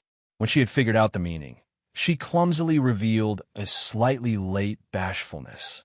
Su Fengyan saw her charmingly naive appearance and could not bear to do it. He sat up and held her in his arms, lightly smelling the fragrance of her fine black hair and feeling the delicate trembling of her virgin body. He sighed and slowly released her. Beimang's customs were bold and unrestrained. Not only were there illegal activities permitted by the law, but there was also the custom of kidnapping a bride, as well as the remarriage of a woman whose sister had passed away and whose mother had become a widow's sister-in-law. These were all excellent reasons for the scholars of the Central Plains to criticize the barbarians of Beimang. Su Fengyan picked her up and put her down beside him. Heng Chunlei sat on his lap and stared at the lake, lost in thought. A 16-year-old beauty's body was so soft that it was as if a hero had entered the grave. Perhaps if it were any other man who had suffered internal injuries from holding himself back, he would have already taken advantage of her reluctance and enjoyed the pleasure of having sex with her. After he had eaten his fill, he would not recognize her and would touch his crotch to laugh at the common people. However, His Royal Highness, who had begun to feel melancholy again, turned his head and laughed. "If only you were Pei Nanwei or Yu Wei." There was no woman in the world who liked to be compared with other women. Although the girl was ignorant about love, she could still hear the weight of the words. She did not dare to show her grievance and only turned her head away. Su Fengyan stood up and made a plan in his mind. He wanted to see if he could help this group of fleeing herdsmen settle down. If he had the chance to return safely in the future, he would take her back to Bailiang Palace. Not to mention whether she would be a vase or eaten, it would be good for the eyes. Later on, when he evaluated the top 10 beauties and spent some money, she would definitely be on the list. If word got out, it would be a happy thing to make those scholars envious. If he ate her now, would he take her to the north? If he ate her but did not take her back, Su Fengyan did not want to hear that she had become the exclusive property of some vigilant person in his tent. His Royal Highness, who had been taken advantage of by Xu Xiu countless times, had also learned some superficial disguising techniques. The finished product could only be considered a shoddy product, but it could still be considered a cover-up. However, was she willing? The herdsmen of the tribe could not reveal the secret, especially some young and strong men who had left their homes and harbored resentment. They might even use a few bags of silver to win the favor of Xian Shirley for the sake of wealth and future. The human heart was unpredictable. Even if he had saved the entire tribe, Su Fengyan did not feel that he could sit back and relax. He did not want them to be his puppet. Su Fengyan thought about it and decided to stay in this ill-fated herdsman's tribe for a few days. He asked, "What is your name?" She said softly, "Huyin Guanyin." Su Fengyan knew that many people in Beimang respected and believed in Buddhism. Many people liked to use Bodhisattva, Maitreya, and Manjushri as their names. It was not rare or strange. If it was in the spring and autumn period in the Central Plains, the name was too big and would be regarded as ominous. However, in Beimeng, it was very common to use such names as small characters. Even the women's clothing was deeply affected. In the winter, they painted their faces with yellow material, which appeared golden.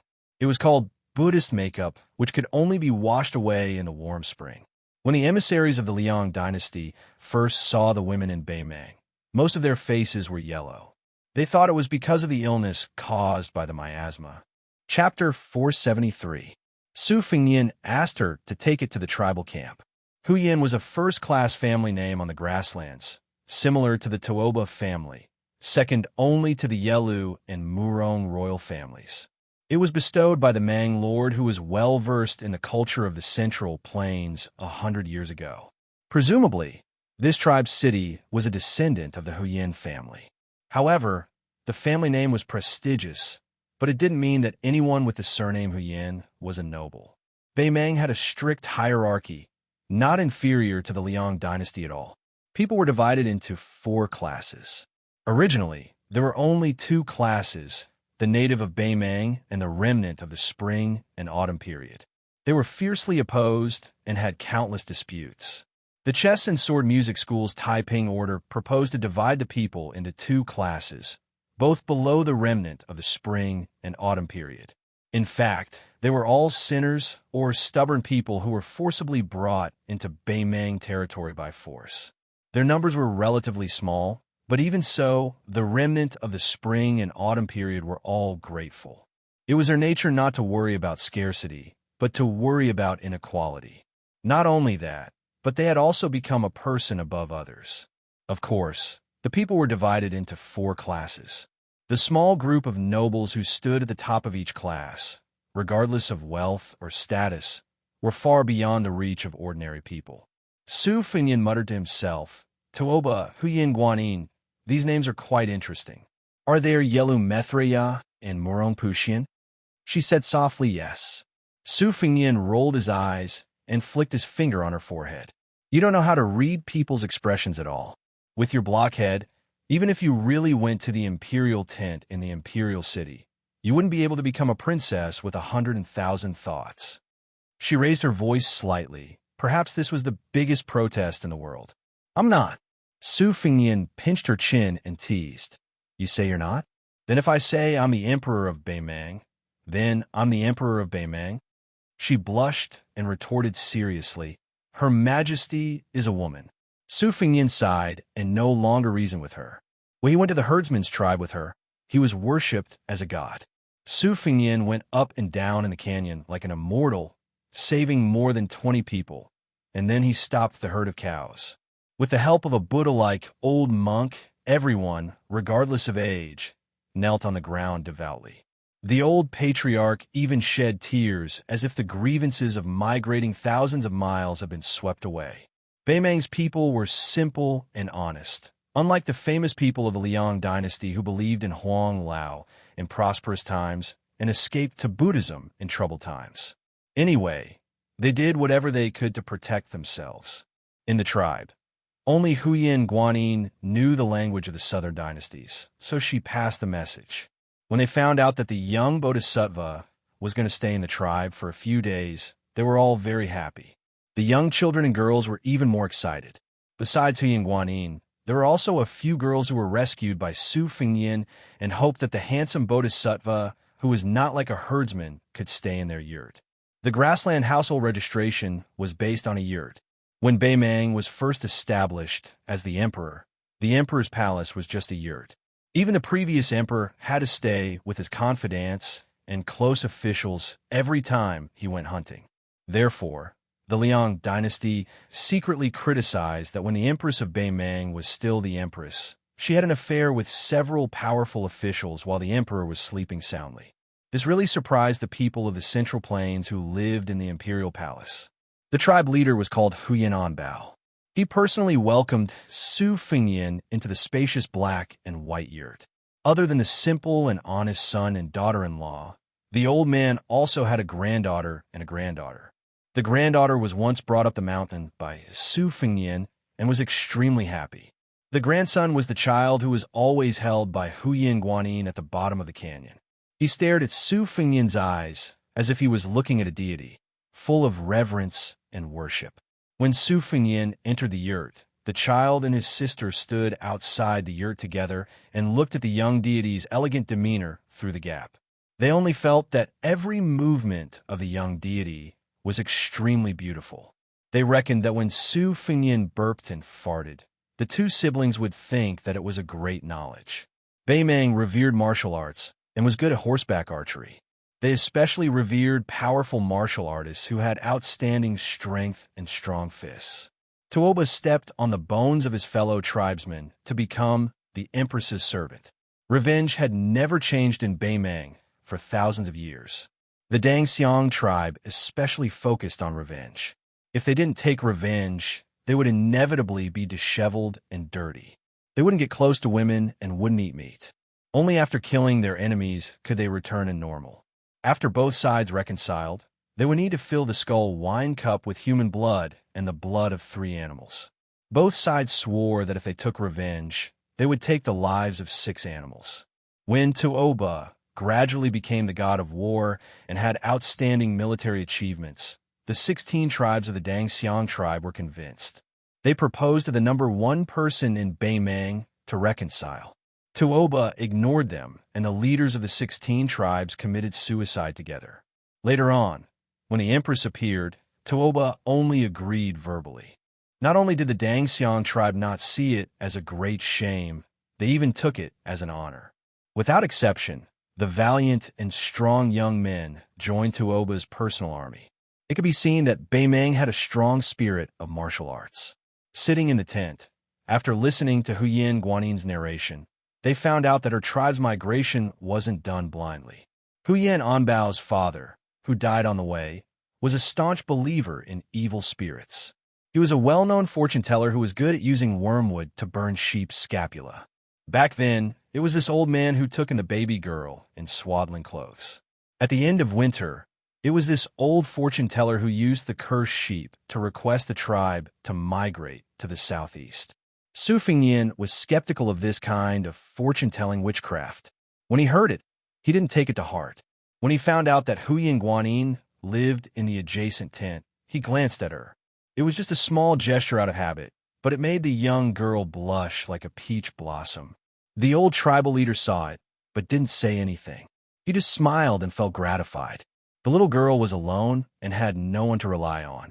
In the end, she still needed to marry a man with broad shoulders to truly settle down. The old man had complete faith in this young master, Suhu claimed to be from Gusai Prefecture.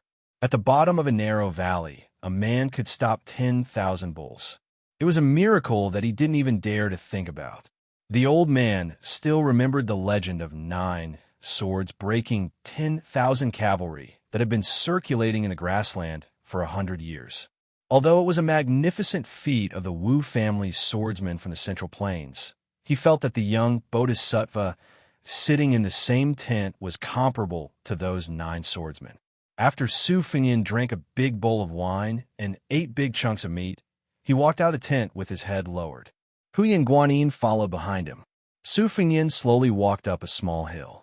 Other than the young girl, there was also the old tribal leader's grandson sneakily following from afar. He seemed to be called Aba Oji by his nickname. Su Fengnian looked at the setting sun and suddenly narrowed his eyes. A yellow eagle that was originally hovering leisurely cried incessantly. It swept across the sky and swayed as it fell. 100 miles to the northeast, the yellow eagle fell to the ground. There was a small bird's claw that was like an iron hook that was nailed into the eagle's back. It was only heard of the eagle catching the sparrow. Was there really a sparrow riding an eagle in this world? The extraordinarily handsome bird flew to the shoulder of a young man who had a sword and a saber hanging from the left side of his waist. Its cry was crisp and clear. The young man in the fox fur hat had 2 retainers standing beside him. One of them was a middle-aged man with a strong body like a lion. His voice was as loud as a bell. "Young master, you've already killed no less than 600 people and 4,000 wild bulls on your way here. Have you enjoyed yourself?" The other old man in a brocade robe said gloomily, "Of the 10 great devils, other than you and I, who are both slaves to the young master, I haven't seen any of the other 8. How can I enjoy myself?" The young man sneered with a strong smell of blood. He reached out to tease the small bird on his shoulder and said, "Devils and whatnot are actually boring to kill. Killing that Buddhist saint is more interesting." The self-proclaimed Beimeng demonic old man nodded and said, "This dragon tree monk of the 2 Zen temples is said to be the master of the white-robed monk Li Xiaoxin. We should meet him." Hearing the name Li Xiaoxin, the young man's eyes turned red. He reached out to gently hold the small bird and suddenly exerted force. His hand was covered in blood. He gritted his teeth and said, "They all deserve to die." Chapter 474. The young master in the fox fur hat casually tossed away the falcon hunting sparrow. He rubbed his thumb and fingers together. The blood was thick, and he sniffed it. Obviously, he had a shrewd and ruthless personality. He wiped his fingers on the fox fur coat. The middle-aged man said, "Even though the old bald donkey-long shoe is a saint, he is from the 3 sections. His realm is too fake and can't be accurate. There are more than 30 people in the martial arts role of the dynasty who are first-class 4 states. I reckon only these people can enter the young master's eyes.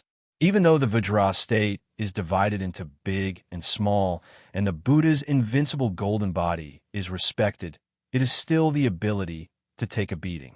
When it comes to killing people, I'm afraid, even compared to the Confucian and Taoist sects, not to mention me and my brother who are from the demonic sections, this bald donkey from the 2 Zen temples is the most suitable for the young master to practice his knife.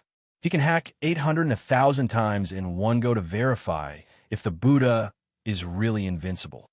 The elder in the brocade robe sneered, "Duan Boer, are you really stupid, or are you pretending to be stupid? A saint is a saint. How can his golden body be broken so easily? Be careful that you don't get to eat the lamb. You and I know each other well. Besides, no matter how good the young master's talent is, he is not 20 yet. He still can't enter the Vajra state after fighting with the bulls. Can the 3 of us gain anything by intercepting and killing Long Shu Monk?" The man sneered, "What's so difficult about that? It is a secret that the old bald donkey entered our dynasty. We can let the young master find a few great guardians and gather 1 or 2,000 cavalrymen. We can use the wheel of war to kill the old bald donkey. When the time comes, the young master will chop off his head and be the only person who can kill a land immortal. Who would dare not to submit?" The elder said in disdain, "If the saint wants to leave and avoid the battle, even if he has 1 or 2,000 cavalrymen, can he catch up?" The middle-aged man crossed his fingers and his joints cracked. He laughed sinisterly. "The old bald donkey eats vegetarian food and chants to Buddha. When the time comes, we will threaten him with the lives of a few hundred herdsmen. If he dares to escape, we will kill 1 for each step. Let's see how far he can run." Hundreds of people died because of his cowardice. If this news spreads out, the old bald donkey long shoe is no more than a holy monk. How can he still have the face to talk about Dharma with our imperial preceptor, Immortal Qilin? The old man in the brocade robe with the surname Tooba had a feminine aura like a water snake, which made people feel uncomfortable just by looking at him. The middle-aged man with a sturdy physique looked more righteous, but the latter was more flattering, which suited his identity as an evil servant. The young master raised his hand to prevent the embroidered-robed retainer from blurting out sarcastic words. He removed a pitch-black metal tablet from his waist and instructed, "Go back, go to the nearby tents and pass on my order. Gather 1,200 cavalry in 3 days. When the time comes, we will meet at Yellow Eagle Valley and intercept the Dragon Tree Monk together. If anyone dares to disobey, I'll allow you to act first and report later. I don't believe there's an eagle on the prairie that isn't afraid of my Tooba family." Duan Boer acknowledged the order and left. In the Beimeng dynasty, other than the royal family and the young master's family, there was no other branch that could make 2 of the 10 great devils willingly become their servants. This time, he left home because of his father's unwillingness to let him lead an army to the border of Gusai State alone. His father was clearly an invincible martial artist who relied on his glorious military exploits to reach the top of the royal court, but he actually valued his elder brother, who read the classics of the Central Plains, so highly. He favored one and discriminated against the other, which really annoyed him. However, although he didn't like his elder brother's actions, their brotherhood had never faded. Especially in these years, when he caused countless troubles, it was always his kind-hearted elder brother who came forward to settle everything. He didn't hesitate to become enemies with many of the Yelu Murong children. He was very grateful for this, especially when that foxy sister-in-law took the initiative to seduce him at the beginning of the year. Even his father was furious and wanted to cripple his martial arts without listening to his explanation. It was still his elder brother who calmed his father's anger. After that, the brothers had a heart-to-heart talk and pulled the woman who was nominally his sister-in-law to him.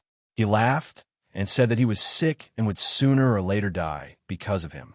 Looking at his elder brother's gentleness and the woman's shame, even with his father's innate ruthlessness and cold-bloodedness, he couldn't help but feel moved. He remembered that when he was young, before his father's military exploits, the two brothers relied on each other for survival.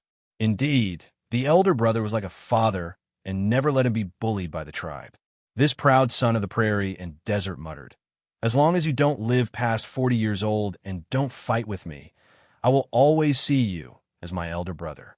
The demon in brocade robe turned a deaf ear to the young master's heart-wrenching words. The young man touched the hilt of his knife and asked, "Who is the recent Shinti?" The old man smiled and replied, "It's Chu Cha, from the Wuxia tribe. He is in charge of 20 to 30,000 people. His tribe members are good at hunting leopards and lions." Chu Cha was originally a small official in the eagle catching room. He was only promoted to Shini after offering a few good eagles as tribute to the Wuxia tribe leaders. "I heard that the women in the tribe are very beautiful," the young master said indifferently. "Then go to Chu Cha and rest.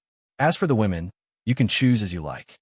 The demon in brocade robe got along with this extremely noble young man. He was far from being as servile as the middle-aged man. He laughed and said, "I know that the young master has high standards and doesn't care for these vulgar things. It would be impolite for me to refuse." The young man dismissed it with a smile. To him, there were only a few women in Beimang. For example, the national pipa player of the current dynasty, who is known for her slender hands and excellent drumming skills, the princess who is rumored to have an affair with Chen Jibao of Bailiang, the princess of the Murong family of the Golden Toad State who liked to keep male companions, and a woman who was a zither player among the top 10 demons. Other than these, there were not many women who could arouse his interest. He suddenly asked, "I heard that the 10th demon, Xieling, is dead?" Chapter 475. The old man said calmly, "Xieling fought Luo Yang when he was at his peak. Luckily, he didn't die, but he should have been seriously injured. I guess it's not strange for him to be killed when he fell from Xianxia to Jingang. The top 10 list of diabolism is not like the martial list. It's based on fame and cannot convince the public. The top 3 were still all right, but when the old servant and Duan Boer returned, the remaining 7 were a mess.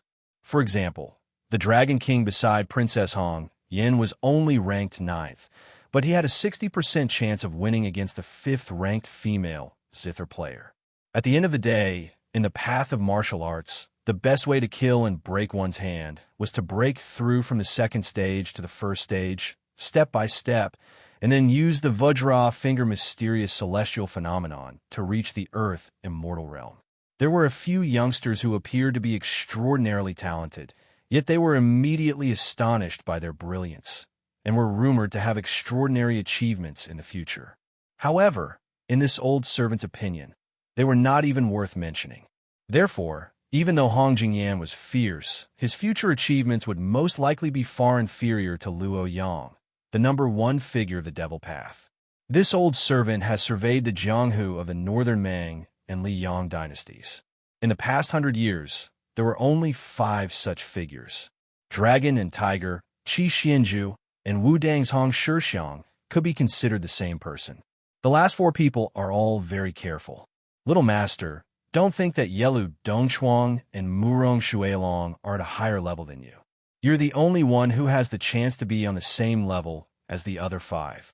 I'm looking forward to it, so I don't want to die. Ha ha.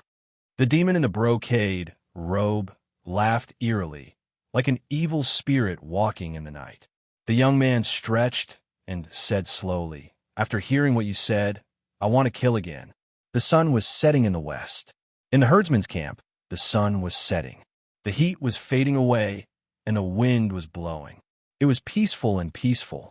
The herdsmen of the grassland mainly ate meat and dairy products. The meat came from cows, horses, and alpacas that died naturally, as well as wolves, foxes, deer, and rabbits that were hunted. If the cows or horses died, they would be cut into strips and hung under the sun to dry in a ventilated place. Their internal organs would be made into sausages and eaten raw. Freshly slaughtered mutton was a rare feast. Thin slices of mutton were soaked in salt water and sliced with a sharp knife. Su Fingyan was squatting at the side, watching how the herdsmen milked the horses. The method was peculiar. First, they nailed 2 wooden stakes into the ground, then pulled up a long rope and tied the mare to the young horse for a period of time. The mare would gradually run to the young horse's side. It was unusually quiet, and the milking process was much smoother. If the horse's milk was fresh, it would be very sweet and not inferior to cow's milk. Su Fingyan watched as Huyan Guanyin and the granddaughter of the old patriarch milked the horses skillfully. After the milk was poured into the large leather pouch, it was handed over to the young men in the tribe to stir and beat. It was said that after the horse's milk was fermented, the residue at the bottom of the leather pouch would be used to feed the livestock slaves. The pure part on top would be enjoyed by the superior herdsmen in the tribe.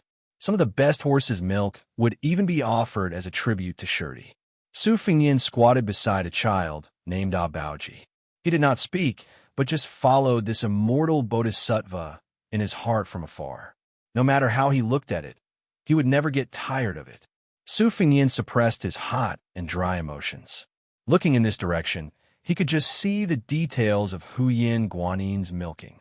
He clicked his tongue and said, "Her technique is really not bad." During the official dinner that followed, the patriarch Huyan Onbao not only served a whole roasted lamb to this living bodhisattva who was the benefactor of the entire tribe, he also took out his precious collection of tiger bone wine and yellow rice wine. The staple food was a meticulously brewed soup made from barley and mutton. This was almost all of the tribe's wealth. Su Fingyan wolfed down the food and especially did not refuse anyone who offered him a toast. This made the dozen or so forthright herdsmen who represented their respective camps to have a better impression of him. Most of them drank to their heart's content and were dead drunk. The old patriarch was no exception. On the contrary, Su Fingyan had the cultivation of the great yellow court and the disposition of a large volume of alcohol. After the banquet ended, he walked out of the tent that was filled with the smell of wine and meat. The herdsmen were more in awe of this young man with profound martial arts than they were close to him, so they did not dare to disturb him. Su Fingyan came to the lakeside to raise the Huangtong sword embryo. After the flying sword entered his sleeve, he saw Huyan Guanyin leading the evasive Abaoji over.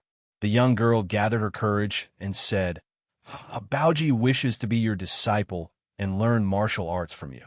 Su Fingyan shook his head and said, "That's impossible." Although the child did not understand the language of the southern dynasties, he could still clearly see the bodhisattva shaking his head. The young girl hesitated for a moment and said softly, "I beg you to teach him 1 or 2 fist techniques. Any fist technique will do." Su Fingyan laughed and said, "Am I very close to you? Do I owe you money?"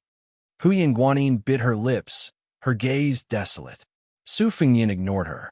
He broke off a leaf of watergrass and flicked it with his finger, tearing open the surface of the lake. However, it did not move forward in a straight line. Instead, it twisted and slithered like a fish snake. Abaoji was dumbfounded. This was much more powerful than the martial arts masters in his clan. This was not Su Fingyan's intention to show off in front of them. It was just a casual move. On the 6th page of the knife manual, the opening shoe style seemed to be wide and wide, but it was actually complicated and obscure. On the 7th page, the swimming fish style was still a skillful move. Compared to the sword chi rolling dragon wall, it lacked sharpness but was more rounded.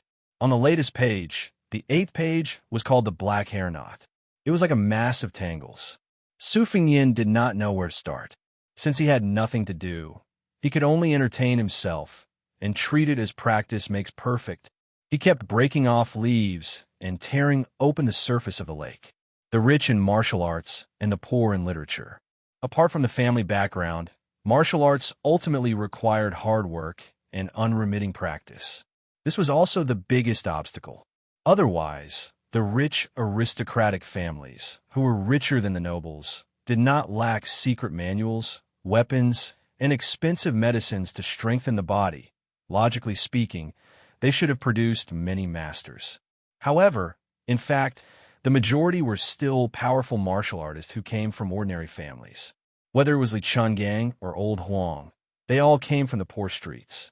This was probably the root of why the martial arts world was far more lively than the literary world. Other than the fair ranking of the 10 people in the Beimang martial arts roll, what was more attractive was that all the martial arts masters in the 2 dynasties and 2 Jianghu who had reached the first Pin realm were captured in one fell swoop. There were a total of 32 people. Even if there were some left out, it was still an unprecedented feat. Su Fengyin knew that among the first Pin masters in the Beimang martial arts roll, there were several young martial arts masters of similar age. Among them, Yilu Dongbed and Murong Longshui were both members of the royal family. The former was a military upstart in the palace tent and was in harmony with Dong Zhuo. The latter was a woman, but unfortunately, she was as fat as a pig and looked worrisome. On the Baoyang side, Chun Jibao and Yuan Zuozong were both on the roll. The former was even regarded as the new generation of spear immortal. Su Fengyin narrowed his eyes and thought of the situation where the Tsing Yi almost killed the white Yi. Then he thought of her dimples. The next chapter is before 12 o'clock. The 3rd chapter is estimated to be around 4 o'clock in the morning. Chapter 476. A burst of light footsteps broke the tranquility of the lakeside. Abaoji's sister trotted over and whispered something to Huyin Guanyin. Su Fengyin, who had studied the Mang language, knew that the Yu were about to give birth, and Huyin Guanyin should be an expert in delivering lambs. They went to the sheep pen together and quietly watched her deliver the lambs in an orderly manner. After the job was done, she stroked a lock of hair on her temples and smiled. Because of the migration, most of the sheep in the tribe were thin and weak. It was not easy for them to survive the harsh winter. Therefore, delivering lambs became the most important thing after they set up camp. Abaoji, who was strong, could not hold himself back. He chased around the sheep pen, and finally, like a hungry tiger pouncing on a sheep, he caught a small lamb, grabbed it by its hind legs, stood up, picked it up, and danced around wildly. He was so domineering that even Su Fengyin was stunned. The little guy's sister reprimanded him with her hands on her hips. If she could not reason with him, she would pull his ear. After the little guy let go, the sister went to catch another lamb. During the process, she was kicked countless times and was covered in mud and dung. It was not until Huyin Guanyin, who was free, gently persuaded her that she let go of the poor lambs in the pen. Abaoji was unwilling to take a bath. Even Huyin Guanyin could not persuade him otherwise. Su Fengyin grabbed the naughty little brat by the collar and threw him into the water when they reached the lakeside. The little brat was not angry. He just swam in the lake happily. For the next 2 days, Su Fengyin coldly observed the tedious work of this small tribe. Regardless of whether they were male or female, old or young, their division of labor was clear. They were not allowed to be lazy. Herding livestock, milking cows, digging wells, shearing fur, tanning leather, gathering dung, and weaving hemp. As long as they had enough strength, they would never be able to finish their work. Su Fengyin did not interfere and only silently calculated the land cost of a herdsman or control flux warrior. After conversing with Huyin Guanyin, he learned that in the previous generation, There have been a few members of the Beimang imperial court's Xianxia army who had been exempted from many miscellaneous taxes. Otherwise, with the tribe's manpower and resources, they would have to hunt large wild animals or even raid other tribes to survive. However, these two matters were too risky. If they were not careful, the tribe would be annihilated. Every day, there would be small tribes of this scale in the prairie that declined or were annexed by other tribes. They migrated here and luckily managed to occupy a piece of the lake. They could only hope that the local government would be lenient and that the neighboring tribes were weak. During this time, Su Fengyan had a secret discussion with the old chief. After that, Huyan Guanyin finally put on a rough face, which broadened the horizons of the herdsmen of the tribe. They increasingly viewed Su Fengyan as a strange character who had reincarnated from a bodhisattva. On the third day, at noon, Su Fengyan, who was meditating by the lakeside, looked toward the north. They had finally arrived. However, compared to what he had expected, this time it was much larger. The owner of this pasture, Titi Chucha, was sitting high on a tall horse. This Titi Chucha was in the prime of his life. He had a robust body and was dressed in wolfskin clothing. The hair near his ears and in front of his forehead was shaved, and 2 braids were tied behind his ears. A large falcon was perched on his shoulder. Chucha waved his hand, and 100 or so riders behind him rushed out with strange cries. They galloped wildly around the campsite. This was not considered a terrifying method. What was more frightening was that there were 2 cages beside Chucha.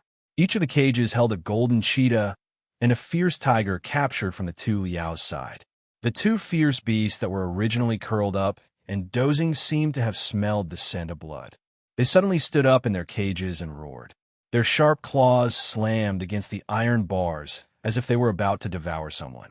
The chief, Huyan Onbao, who had migrated thousands of miles away, led the members of the tribe and gathered together in fear.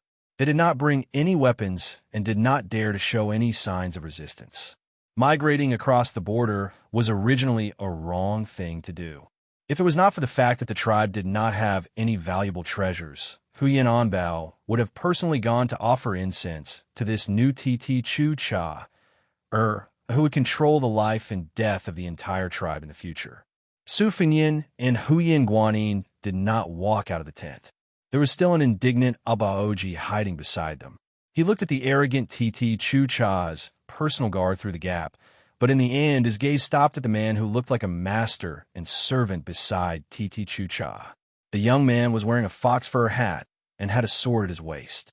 Unlike the knights, he sat cross-legged on the back of a horse and looked at them with a cold expression.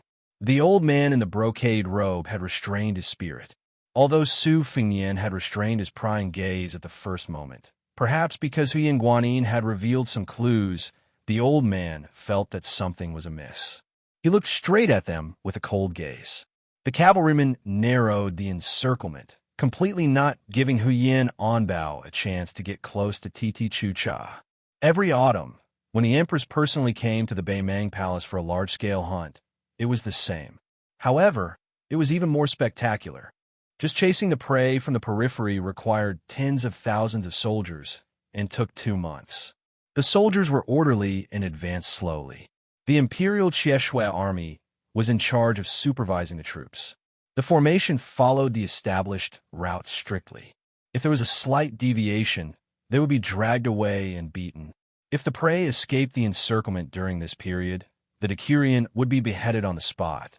The centurion would be stripped of his official position, and the chiliarch will be demoted by 1 rank. When the hunting circle finally narrowed to a distance of 2 to 3 square meters between the soldiers, ropes were tied together and blankets were covered. At this time, there were countless wild beasts in the circle. Lions and donkeys were in the same place. Cows and horses collided with each other, and jackals, wolves, foxes, and rabbits were squeezed together.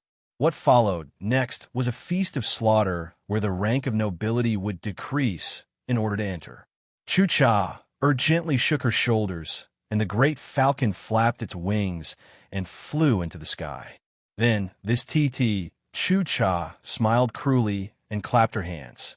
When the cavalrymen opened a gap in the hunting circle, a few spiky bee slaves who were not fully clothed immediately opened the cage and let out the restless, howling tigers and leopards. Releasing the reins, the wild and untamed leopard and tiger rushed out side by side and skillfully pounced on the herdsmen in the circle. When the tigers and leopards ran, their slender, dynamic, and strong bodies were especially prominent. This meant that once they came into contact with the herdsmen, it would be an incomparably bloody tearing. The distance of 100 steps was covered in an instant. Chapter 477. The two strong herdsmen guarding the tribal leader had participated in many wild beast hunts. Although they did not have spears and arrows, they still stood out of the formation. They first took big steps and then ran wildly to confront the lions and tigers that came out of the cages. The tigers and leopards that he had carefully raised were not ordinary prey. Their wildness was far stronger than when they were first caught. Only when they went out to hunt, they were imprisoned in cages. The rest of the time, they were kept in cages. When they killed all the livestock, when they changed cages, when they punished the shepherds who violated the rules in the tribe, they were thrown into cages.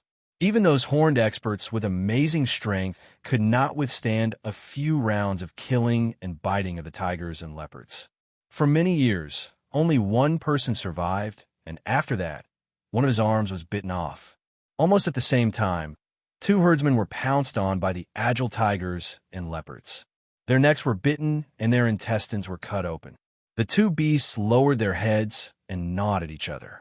When the limbs of the herdsmen stopped twitching, the tigers and leopards raised their heads at the same time and looked at the frightened herdsmen in the cages. Inside the tent, Abaoji saw the tragic situation, and his face was full of tears. He was about to rush out and fight for his life when Su Fengnian held his head and threw him back into the tent. He then lifted the cotton blanket that was used as a curtain and rushed out. Su Fengnian did not expect this surety to be so ruthless. Generally speaking, although herdsmen who crossed the border could be sentenced to death, it was true that human lives were worthless in the grassland and desert. However, it was different from Bei Meng's attention to the number of young men who could control horses and fight in the tribe. The grassland women's remarriage was more relaxed than the Central Plains people's etiquette, justice, integrity, and shame. Every time there was a war, Bei Meng would spare no effort to abduct the people at the border of Liang dynasty to settle in the north. It was all because in the final analysis, the strength of the big and small surety was measured by the number of horses and heads. Generally speaking, when a tribe raised a flag to betray the tribe and chose to migrate, as long as the tribe had enough strength and was not afraid to be the enemy of the previous surety, most of them would be willing to accept them. Huyan Guanin's tribe was thousands of miles away, and the original surety was destined to be out of reach. For any surety who did not lack water and grass, it was a fortune. It was nothing more than spending some money to bribe the superior official who was in charge of the nomadic household registration. It was equivalent to having more than 30 more tent tax sources. Su Fengnian did not expect that the surety who came after hearing the news and met with the herdsmen would want to use blood to establish their power. The handsome young man with the sword and saber at his waist raised his eyebrows. The old man in the brocade robe was about to speak when the young man shook his chin, indicating that there was no need to pay attention to him. Su Fengnian tiptoed and jumped over the cavalry's head. When he landed, he happened to be in front of the old patriarch. The fierce tiger opened its bloody mouth. Su Fengnian did not care about the tiger's claws that were blocked by the big yellow court mirage. He grabbed the upper and lower jaws of the tiger with both hands and gently tore it in half. He threw it in front of him. Splitting tigers and leopards was nothing more than this. The only remaining leopard suddenly stopped. It was obvious that it felt a huge sense of danger and did not dare to rush forward rashly. Chu Cha was furious and snorted coldly. The beast tamers and slaves began to shout and command the leopard to kill. The leopard with shiny fur finally could not hold back its restlessness. It rushed in a straight line and turned when it was 10 steps away. It jumped 5 steps to the side and pounced to the right side of the prey. Su Fengnian had comprehended the river-splitting technique from the canyon. He did not move his hands, nor did he use his saber, but the prey's body was cut in half in the air. This time it was Chu Cha and the cavalry's turn to be dumbfounded. The eyes of the young man in the fox fur coat brightened, and the corner of his mouth twitched. It was really a surprise. The reason why the Shirtai led the troops to kill this tribe of 100 was because of the instructions of the powerful young master Toba. On the grasslands, perhaps there were powerful Shirtai who did not give face to the Yelu and Murong descendants, but there was absolutely no one who dared to disobey his orders. In the desert, his father's words were almost equivalent to Her Majesty's imperial edict. If it was in the Beimang army, it would be even better. The key was that the Empress had never felt that her merit was too high. She did not have the slightest suspicion of this military god who came from the Dongxiang tribe and trusted him to the utmost. Therefore, in the northern palace, even if you were a relative of the emperor or a prince, when you met the two sons of the military god, you would have to lower your head. This young man, called Young Tuoba, had personally killed 600 people along the way. When did any of the Shirtai go to the Empress and say anything? There was no lack of Shirtai who personally led the horses and sent him out of the border. Young Tuoba was still holding his chin. He tilted his head and smiled. Which state of the southern dynasties are you from? Why don't you be my adopted son? You will be able to enjoy glory, splendor, and wealth in this lifetime. Beimang had the custom of accepting adopted sons. It was similar to the Liang dynasty's adopted sons, but their status was usually only slightly higher than that of a servant. Of course, the adopted sons of powerful families could also bully men and seize women by flaunting the might of the emperor. Especially those big families in the Beimang palace who could wear Xinbei jade belts. The adopted sons had prominent power and countless privileges. The young man smiled and casually said, I know that you lowly people have some useless backbone. If you don't agree, after killing all these shepherds, I'll make you my first target. I'll bury you in the yellow sand, peel off your scalp, and water you with mercury. Su Fengyin didn't want to talk nonsense with him. He just said calmly, speak properly. The young man sitting cross-legged on the horse was stunned for a moment before he burst into laughter. He raised his hand to wipe away the tears from his eyes as he stared at the man with the saber in the hunting circle. Instead, he asked the brocade-robed devil beside him, when will he arrive? The old man's eyes were shining. He laughed and said, in 15 minutes. It's rare for a delicious food to come to your door. Young master, are you not going to personally take action this time? The young man curled his lips and said, I'm in a good mood today. I'm still considering whether to accept him as my adopted son or peel his skin and expose him to the sun. The old man stepped out of the line and asked, then I will play with him for a while. Young Tuoba, who didn't feel that there were many people in Beimang that he was afraid of, nodded lightly. Su Fengyin's Huangting palace was like a flood. His figure flashed like a rainbow and pressed one hand on the forehead of the young man with the wolf hat. He pushed the young man off the horse and slid on the ground for a distance of 15 meters. Chapter 478. When Su Fengyin pressed down on the cross-legged young man, wearing the fox fur coat on the horse with one hand, he was determined to blow up the head in an instant. However, the master and servant had underestimated Su Fengyin, who was traveling the grasslands. He also did not expect this rich child to have such a strong internal energy. Although it seemed that he was thrown off the horse, and even thrown 50 or 60 feet away. In fact, his palm was bounced away as soon as it touched the young man's forehead. The brocade-robed old man left the horse's back and attacked Su Fengyin's head with both palms. Su Fengyin was not willing to do such a shady business of exchanging a life for a life. He could only watch helplessly as the great opportunity to capture the ringleader slipped from his hands. After throwing off the young man wearing the fox fur coat, he quickly moved to the side and pulled away from the brocade-robed retainer. The young man sitting on the ground had his wolf hat slanted. He grinned, revealing a mouthful of white teeth. He gently reached out to touch his burning forehead. He didn't hurry to get up and clicked his tongue in wonder. His body's chi flowed like dragons and snakes, concealing a profound principle. It wasn't wrong that Su Fengyin couldn't kill him in one strike. The Tuoba family dominated Beimang, by tempering the body. Their foundation of martial arts was incomparably firm. This young man was brought by his father to the ice plains in the extreme north when he was young. He dug a hole to hide his chi and slept in ice all year round. Compared to the Taoist method of returning to the original from the inside out, he did the opposite and went from the outside to the inside. It could be said that the first rank had 4 realms. Among them, the diamond finger mysterious celestial phenomenon. Every time To'oba stepped into a realm, he could be said to be the number 1 in Beimeng.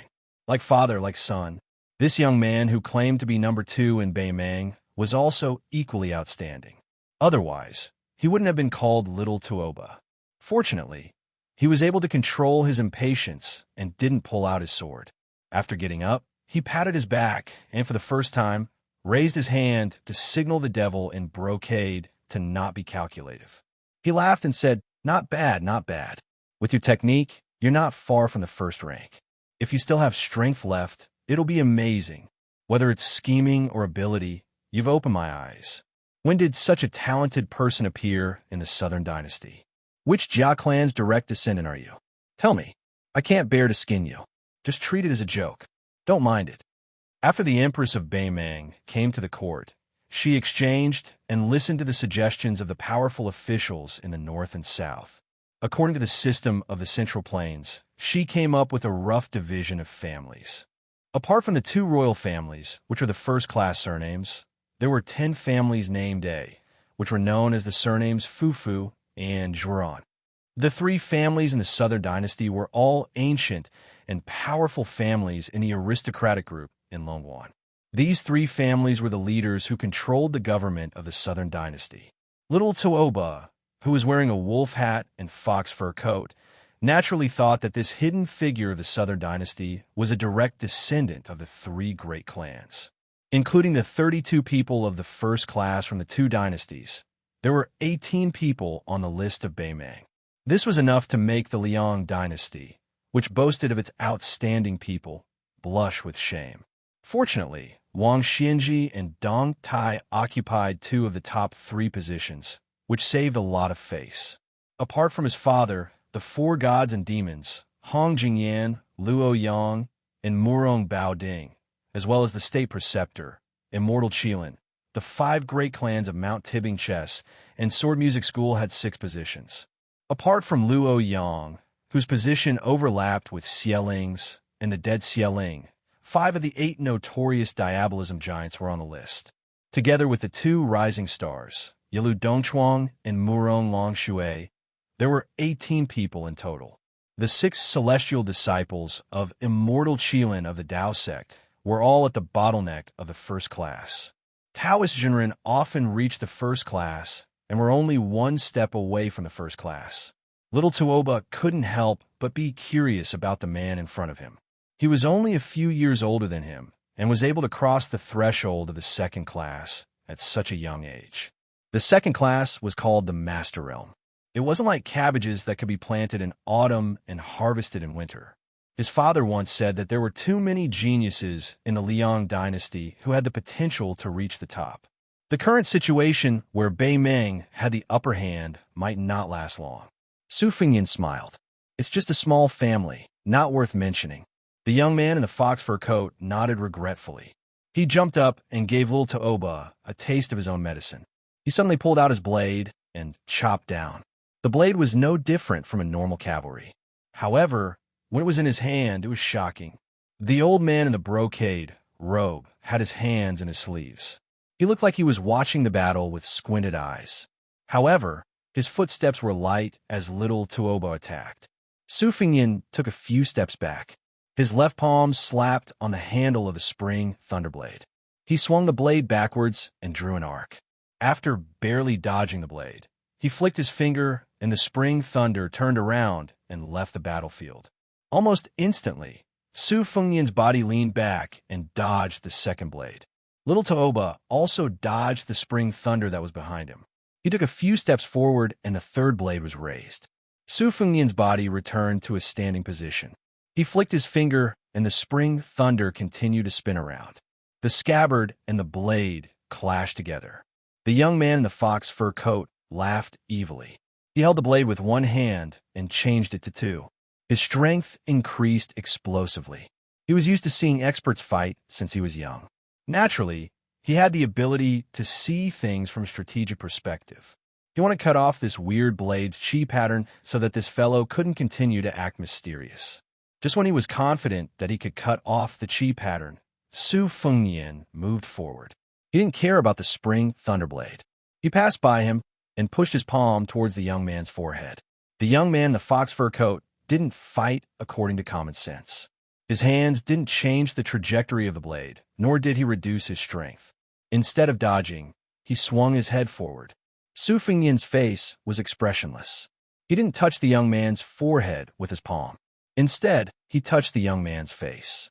He raised his wrist and held the young man's chin. His arm and sleeve were filled with chi. He suddenly pushed his arm and sleeve upwards. The young man, who was still holding the blade with both hands, fell down. Su Fengyan raised his leg and kicked towards the young man's chest. The young man in the fox fur coat shrunk his chest and removed most of the force. He still slid far away after landing on the ground. The blade in his hands cut a crack on the ground. Chapter 479. Blood seeped out of the corner of his mouth. He lifted his sleeve and wiped it away. Little Tooba grinned coldly. Just now, he wanted to take the full force of the kick and deliver a heavy blow to his opponent. But after years of training by his father, he was keenly aware that if he really did that, both sides would suffer. Damn it. Even if one leg was broken, he would have to pay an unbearable price of breaking his chest. He had no choice but to put away his saber and point it at the damn guy's crotch. If he dared to ignore the consequences, he would cut off his family jewels. He made the right bet, but he still suffered a great loss. It was equivalent to taking a kick for nothing. His chi and blood were surging, which he had not enjoyed for a long time. With the brocade-robed servant on the side, the young machete man who did not draw his saber did not chase after him. Little Tooba spat out a mouthful of blood and slowly stood up. He asked, "You are so fearless. Could it be that you have entered the first class?" Su Fengyan held the spring thunder that was not as satisfying as before. He had no time to care about the wonderful expressions of Cha and the hundreds of cavalrymen. At the critical moment of life and death, he had to deal with both the young villain and the old man in brocade-robed. He could not take the time to enjoy the surprise and awe in other people's eyes. As for the life and death of the herdsman, he had to survive first before he had the right to think about it. Little Tooba's manner changed completely. He no longer smiled. "I don't want to play with you anymore." Su Fengyan gave him one back this time. The young man in the fox fur hat did not get angry. He calmed down and changed the saber in his right hand to his left hand. After drawing his saber, there was still a good sword hanging on the right side of his waist. As a right-handed person, he was obviously ready to draw his sword at any time. Restraining his frivolity, the young man really brought a lot of surprise to Su Fengyan. After fighting seriously, the saber in his left hand was better than in his right hand. The strong wind penetrated the blade. After a few flicks, the wind brought up sand and stones, which almost pierced the mirage and reached the skin. Su Fengyan frowned and had to loosen part of his chi. He used the spring thunder as a sword.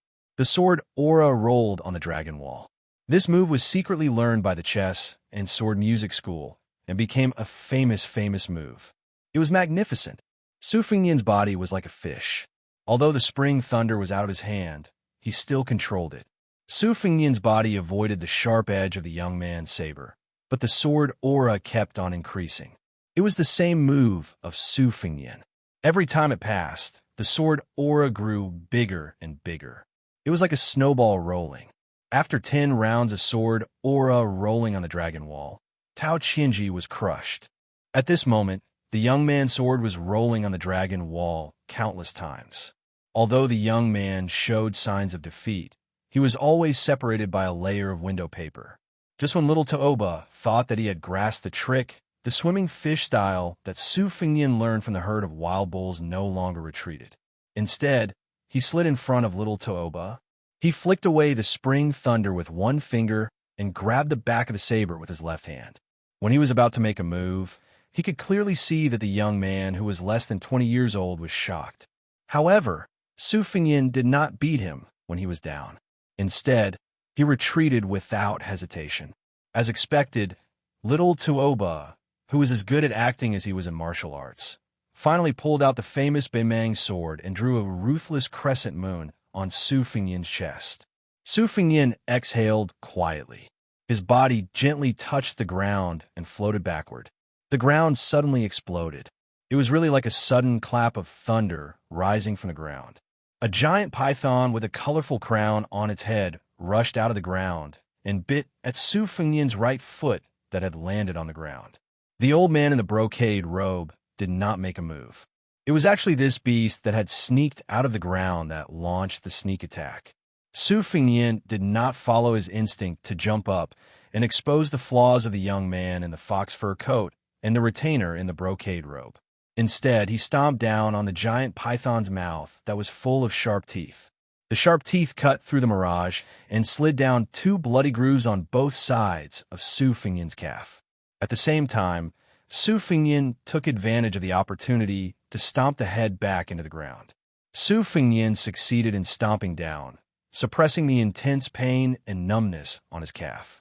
However, when he looked at the old man in the brocade robe who had taken a step forward and then retreated, his red phoenix eyes narrowed. Finally, he did not conceal his killing intent. He knew who this sinister old man was. He was the colorful python brocade sleeve man, ranked 7th among the 10 great devils of Beimang. This person was abandoned in the wilderness when he was young, and no one knew what he was raised by. It was unknown whether he was gifted or not, but he could understand the language of beasts since he was young. When he left the mountain when he was young, he became famous for rearing rare birds and strange beasts. However, when he was in his prime, he did not know the immensity of heaven and earth and wanted to steal a young Qilin from the forbidden area of the Taoist sect. His spine was shattered by the state preceptor of Beimang's finger, causing him to lose all his skills. However, he was still able to make a comeback and enter the Vajra realm. In terms of martial arts prospects, it was impossible for him to advance to the mysterious finger realm. However, because he reared so many ferocious beasts, he almost did not need to personally fight against his enemies. It was impossible for his enemies to guard against him when he controlled the ferocious beasts. This was especially so when a female python with a colorful crown on her head was about to transform into a dragon. For some reason, she died before she could soar into the clouds. He cut open her abdomen and dug out her 3 eggs. The 3 young pythons were fed countless elixirs and hundreds of kinds of flesh and blood. After 20 years of unnatural maturation, their bodies were only slightly smaller than the adult female pythons. The old man in the brocade robe laughed softly and said, "The outcome has been decided." Little Tuoba glanced at Su Fengyin's calf that was bitten by the colorful python's teeth. He slowly sheathed his famed sword that could cut off hair and became cynical again. He said with regret, "What a pity. Even if a Vajra realm expert was bitten, he might be able to survive, but he would quickly become a puppet that could not move within a few hours. It seems like your luck is not too good. You still have to be buried in the sand, skinned, and poured water on your head. Fortunately, your whole body is paralyzed, and you don't know the pain of being poured mercury on your head." Su Fengyin asked, "Since this old bastard is the colorful python brocade master, then you must be the youngest son of Tuoba, right?" Little Tuoba waved his Mang saber and nodded. "Tuoba Chun's son." Su Fengyin replied indifferently again and continued, "Spring bamboo shoots? They are not as delicious as winter bamboo shoots." Tuoba Chun's son held his stomach and laughed out loud. He was in a good mood. He quite liked this kind of unfunny joke. When he heard it before he killed someone, it was just like when he had lost his appetite and came across a plate of good food that looked, smelled, and tasted good. It was the best way to eat. However, in the next moment, he couldn't laugh anymore. Chapter 480. The rainbow crown python was a rare and ferocious creature. Not only was its skin invulnerable to weapons, it also had the strength of a dragon and elephant. Who knew how many martial artists had died under its coiling body? However, Su Fengyin didn't know that the rainbow python's sharp teeth were so venomous that even a Vajra physique would lose consciousness. There were pros and cons to each step. At this moment, little Tooba and the demon in brocade sleeves were confident in their victory. Su Fengyan, who had been concealing his qi activity all this time, didn't hesitate to open the golden chamber and charge straight towards the demon in brocade sleeves. He looked like he was going to destroy both jade and common stone. Little Tooba was unperturbed and didn't have the slightest intention of making a move. On the other hand, the demon in brocade sleeves' pupils contracted.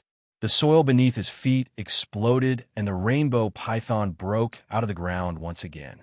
The demon in brocade sleeves stood tall on the head of the rainbow python that was as large as a millstone. Looking down from above, the demon in brocade sleeves' chi activity boiled all over his body as he prepared to use the rainbow python's strength to block the final blow from this descendant of the Southern Dynasty.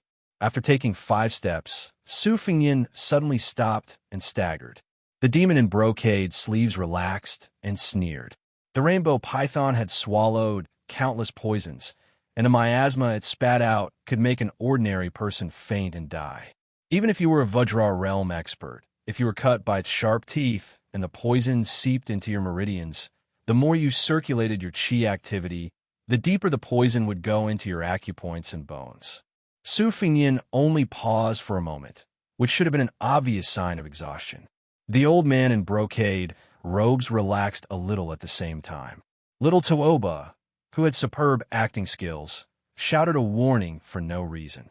The colorful python embroidered sleeves saw the man with the saber slide to the front of the colorful python in the blink of an eye like a fish. Taking advantage of the blind spot under the colorful python head-raising lamp, he made an unknown turn and then disappeared without a trace. The devil, who was not good at hand-to-hand combat, knew that the situation was not good. Su Fengyan, who had been twisting and turning in the narrow space among the herd of wild oxen, appeared behind the devil in brocade robes out of thin air and was about to slap the old bastard's back with his palm. This steel-crushing style was taken from a secret manual in the tide-listening pavilion's martial library. It had the aura of subduing dragons and tigers. When he practiced the saber on Mount Wudong, the secret manuals and ancient manuals he brought to the mountain were mostly sword and saber moves. Later, when he rushed to Beimang because he needed to cultivate his will, he made a last-minute effort to learn from other strong points. He no longer restricted himself to sabers and swords, picking up some of the best moves from the 18 types of martial arts. With his steel-crushing hand, no matter how thick and heavy the steel was, it would be shattered inch by inch. After Su Fengyan landed firmly on the ground, he grinned sinisterly. He wasn't flustered and exasperated. He was just a little regretful that he wasn't able to strike to his heart's content. He didn't look at the old devil who had almost smashed the python's head off. Instead, he looked at the man who was as strong as a lion and tiger. Using the great yellow quartz ability to perceive the heaven and earth, he didn't detect the man's concealment beforehand. He could only do the same thing as when he pressed his hand on Tooba Chunsen's forehead and give up a great opportunity to inflict serious injuries. If it was a one-on-one battle, Su Fengyan was completely confident that he could win by slowly exhausting Xialing. But now, Tooba and the other two were cooperating skillfully and formed a triangle with each other. He felt a little bit trapped in a death situation. Although the colorful python embroidered sleeve master who was at the Vajra realm wasn't seriously injured, he was still frightened and broke out in cold sweat. He turned around and said sternly, "Brat, you deserve to be hacked to death." Seeing that this valiant retainer who was far stronger than the old servant in embroidered robes had arrived in time, Tooba Chunsun was relieved. He held his broadsword and clapped his hands leisurely as he praised. "Not bad. Not bad. Your acting and killing skills are first-rate. Just now, you were able to make me draw my sword in a one-on-two battle. I'm sure you still have some tricks up your sleeve. Why don't you take them all out?" Su Fengyan sneered. "If you want to pretend to be a big shot, you should at least beat me down first. Otherwise, what qualifications do you have to waste your saliva here?" "Interesting." Tooba Chunsun didn't get angry. Instead, he smiled and explained patiently, "Originally, I don't like to talk nonsense when I kill people. However, be it spring bamboo shoots or winter bamboo shoots. Since there's a plate of delicious food in front of me, it's normal for a customer to praise the color, aroma, and taste before eating. This is also human nature. I'll say this first. When you're stuffed into the sand and scalped, I'll definitely talk more nonsense. If my saliva and mercury accidentally drips onto your head, please don't mind it. Su Fengyan smiled and asked, since there's an expert embroidered sleeve master who can't even defeat a finger of Qilin's spiritual master, may I ask who this big brother, who is serving as a dog for the spring bamboo shoots, is? The burly man narrowed his eyes and gave a concise reply, Duan Boer Hui. I'll tear off your limbs later. Su Fengyan only stretched out a hand with his palm facing up. Tuoba Chunsun twisted his neck and walked slowly towards Su Fengyan. He said with a smile, let me do it. It's not easy to find such an excellent saber dummy like you. I want to play with you slowly. Tuoba Chunsun then waved his hand and ordered the horsemen who were as dumb as ants, Sichur, don't bother about these herdsmen. Go and open up the hunting circle. Guard the 4 directions in the north, south, east, and west. 25 horsemen will form a team.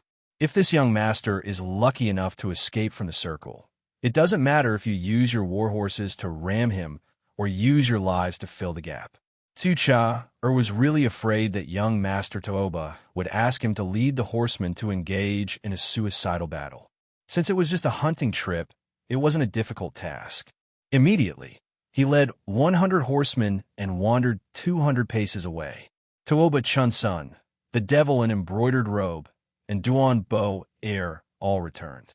They formed a tripartite formation and helped each other. They imperceptibly trapped this fish in the net and reduced the space for him to act. Tuoba Chunsun, who had the advantage of time and place, began to run faster. He dragged his saber with both hands and rushed towards Su Fengyan. The saber was constantly surrounded by purple threads, vaguely showing the demeanor of a grandmaster. Chapter 481. Tuoba Chunsun's bladesmanship was simple and plain. His bladesmanship was straightforward and there were few fancy techniques. The rhythm was clear and distinct. Obviously, it was born from the killing of battle formations. The treachery of this Beimang's heaven-titled aristocratic family's son lay in the fact that he was able to switch between one hand and both hands rapidly. Only when there was no fixed pattern or unsheathed sword would people be afraid of him. This was similar to Su Fengyan's sheathed spring thunder at his waist. However, Tuoba Chunsun's advantage was that he had the demon in brocade robe and Duan Bo Air backing him up. As long as he was not killed in one strike, he could focus on his bladesmanship without any scruples. On the other hand, Tuoba Chunsun's physique was almost unparalleled in the world. Tuoba Chunsun was in high spirits as he fought to his heart's content. His bladesmanship became more and more ferocious. It was obvious that he was using battle to nurture battle. All the elite soldiers in the world were trained this way. On the path of martial arts, there were countless people who took this path. However, ordinary martial artists did not have a terrifying family background like Tuoba Chunsun's. Once they failed miserably, they would be consigned to eternal damnation. Regardless of how bloody and cruel Tuoba Chunsun's methods were, the temperament he had tempered was in line with the martial arts of the pinnacle. Su Fengyan kept his blade sheathed, but did not show any signs of pulling it out. He only swung his hands and fought barehanded with Tuoba Chunsun and his bladesmanship. Several times, he was able to seize an inch of advantage. He imitated Miss Hee and used his hand as a blade. One time he succeeded.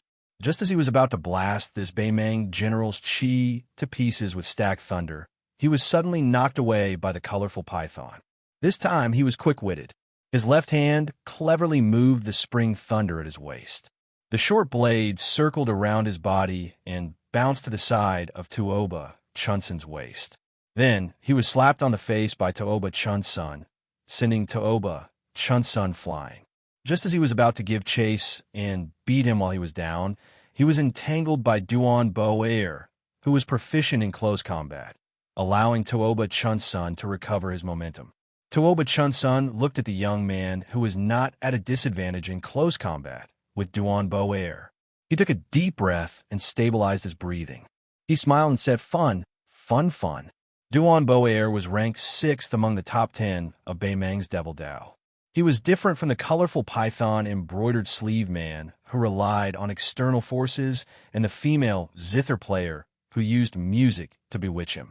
He relied on his own vigorous combat strength and was known as the Dragon Spine and Bare Shoulders. He was the #1 expert in close combat in the prairie. He had broken countless experts who were at the level of a nation. He fought in close combat with great force and strength.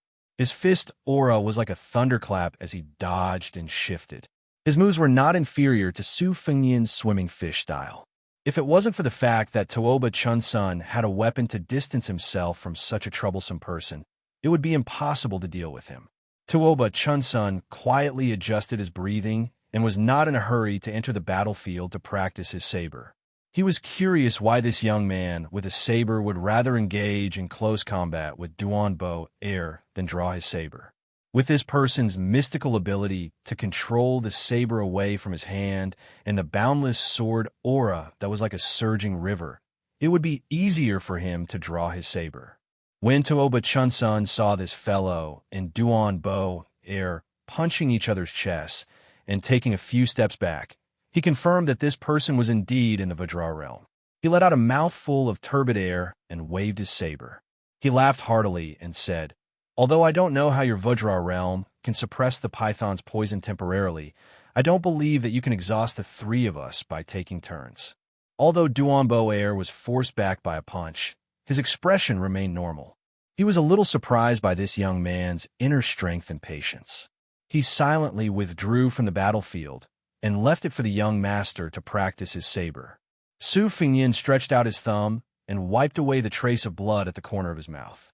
Tuoba Chunsun was using him to practice his saber, but wasn't he also using these 3 people to temper his physique and chi dynamic? Back then, Li Chungang had 300 to 400 sleeves of green snakes, so how could he be beaten up for nothing? Su Fengyan didn't dare to say that he was invincible, but if he were to say that he would exhaust his great yellow court cultivation and stamina that had stepped into the Vajra realm in a short amount of time, it would be a fantasy story. Although Su Fengyan was in a sorry state, he still cherished this opportunity. He was happy to let Tuoba Chunsun slowly play with him. However, his mouth didn't show any mercy. He laughed and said, "Fun? Back then, I told your mother the same thing. When you have a wife in the future, I'll tell her the same thing."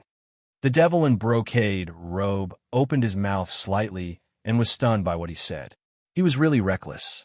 Didn't he know that the young master's mother was the woman of the #1 person in Beimang? Duan Boer let out a sigh and was a little impressed by this young man's guts.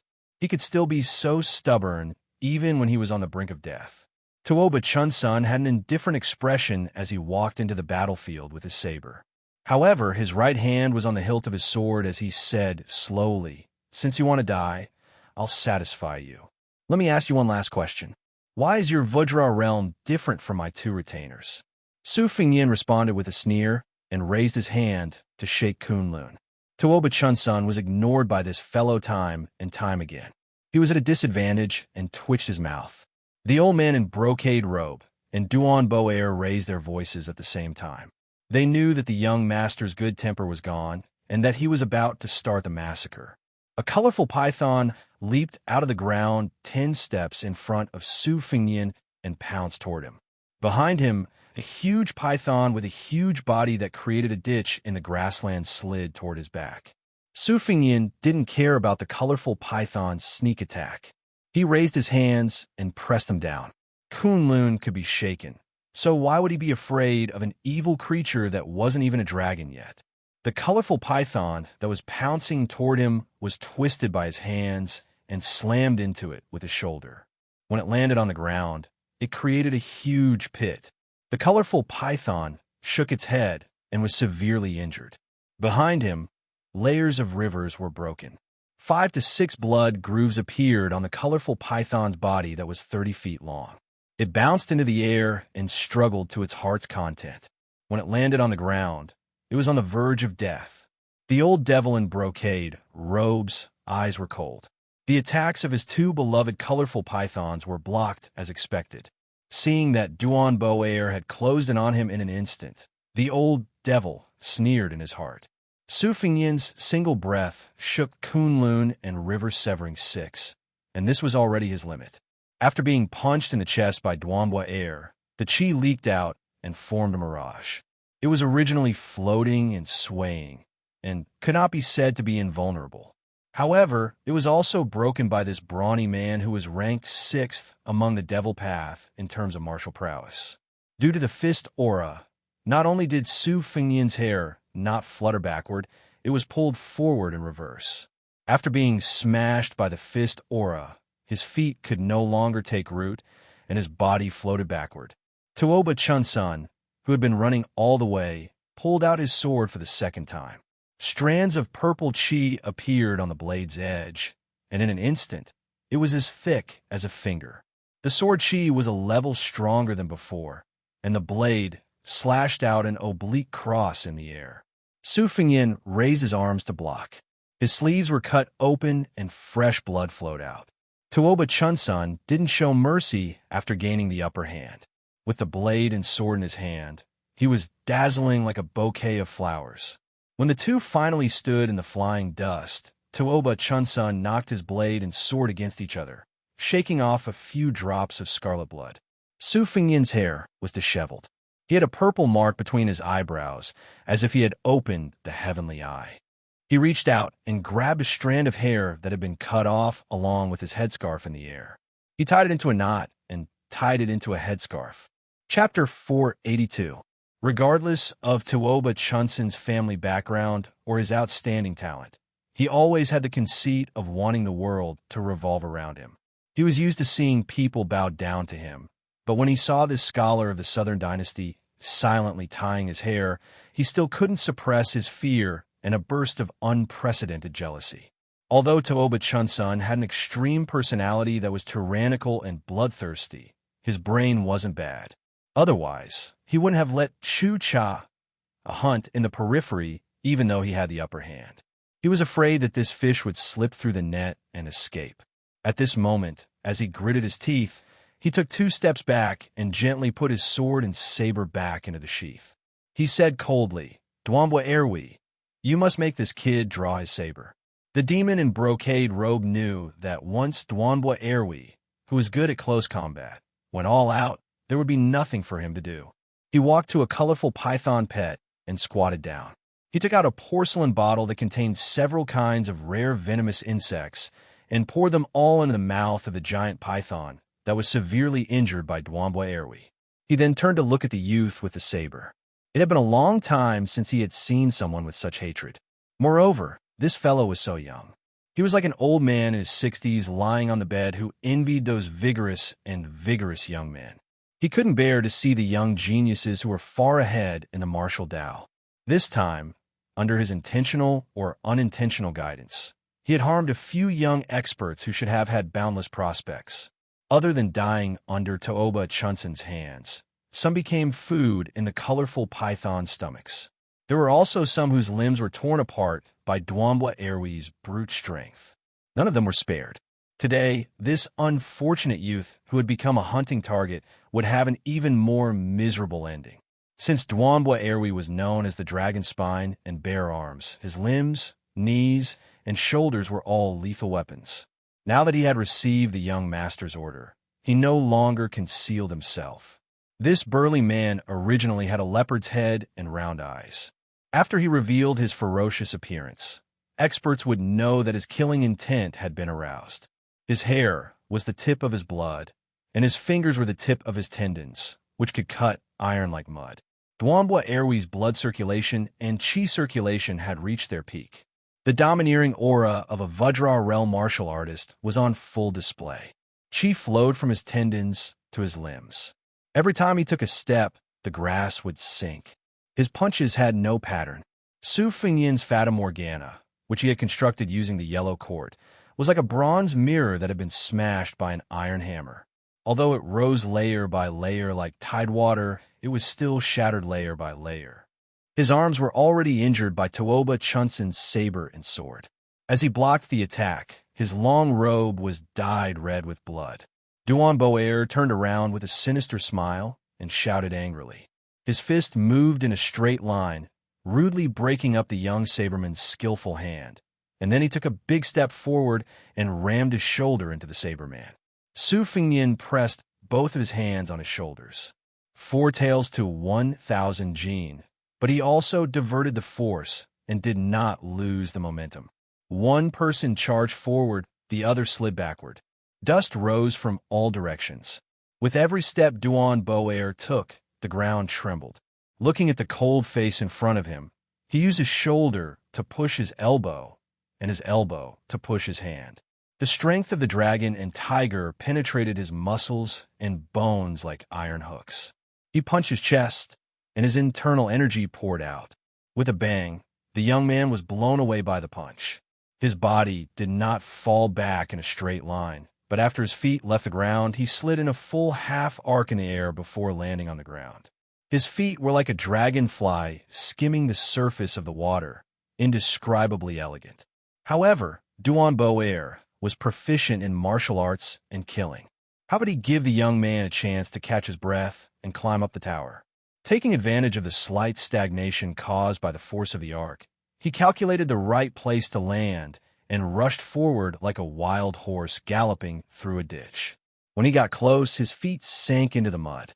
His majestic body twisted like a fully drawn bow, and then he swept out a whip kick. A series of vicious movements were completed in an instant. Since the young saberman could not reach the peak of Mount Kunlun, he might as well sink his chi into his dantian and reach the Yellow Springs. He did not escape or evade. His feet planted firmly on the ground, and he used an incomplete Kunlun shaking style to forcefully resist this kick. This time, when they made contact, the chi of both sides were like firecrackers, and their momentum was as strong as thunder. Duan Boer turned back his whip kick, and his body spun in midair. The second whip kick was aimed at the young man's head. Tuoba Chunsun, who had been sitting on top of the mountain and watching the tigers fight, clicked his tongue and laughed sarcastically. It really hurts. It hurts just by looking at it. The young man who was about to be whipped to death was expressionless. His body leaned backward and fell to the ground. He slapped his palm, and his body spun rapidly like a spinning top. Duan Boer, whose whip kick missed, could retract freely. He retracted his whip kick and took a step forward like a plow. Then he kicked the young man's waist. After the kick hit, he did not pursue the young man. Tuoba Chunsun and the old man in brocade frowned, but did not say anything. Duan Boer, who had stopped moving, had blood flowing out of his leg. It seemed like his calf had been pierced by something. He reached out to touch his neck, and it was also dripping with blood. If he had not been startled and sensed that something was wrong, with Duan Boer's strength, that kick would have been enough to break the young man's waist and spine. Chapter 483. Su Fengnian, who had slid sideways, slowly stood up and spat out a mouthful of blood. He did not expect that he would not be able to inflict a fatal wound on the demon. The sparkling and translucent swan and eye was suspended in front of him, while the slender Ame was hanging at the front of Duan Boer's neck when he was in a kicking posture. At this moment, the realm of sword control was not enough to surpass the speed of the blade. Other than having a large stance, there were no substantial benefits. However, it was more than enough to kill the guard at the Duckhead Green Inn. Unfortunately, Duan Boer's 5 senses were sharp, and he managed to dodge the flying Ame. However, his calf was hit. With his Vajra physique, Swan Knee's sword pierced through his calf, and it was not a big deal. As for the distraction of controlling the sword, Su Fengnian, who had suffered a powerful kick, was heavily injured. Duan Boer touched the blood groove on his neck with his finger and sneered, "What a sinister method!" The demon in brocade robe's face was gloomy. He had roughly guessed the truth.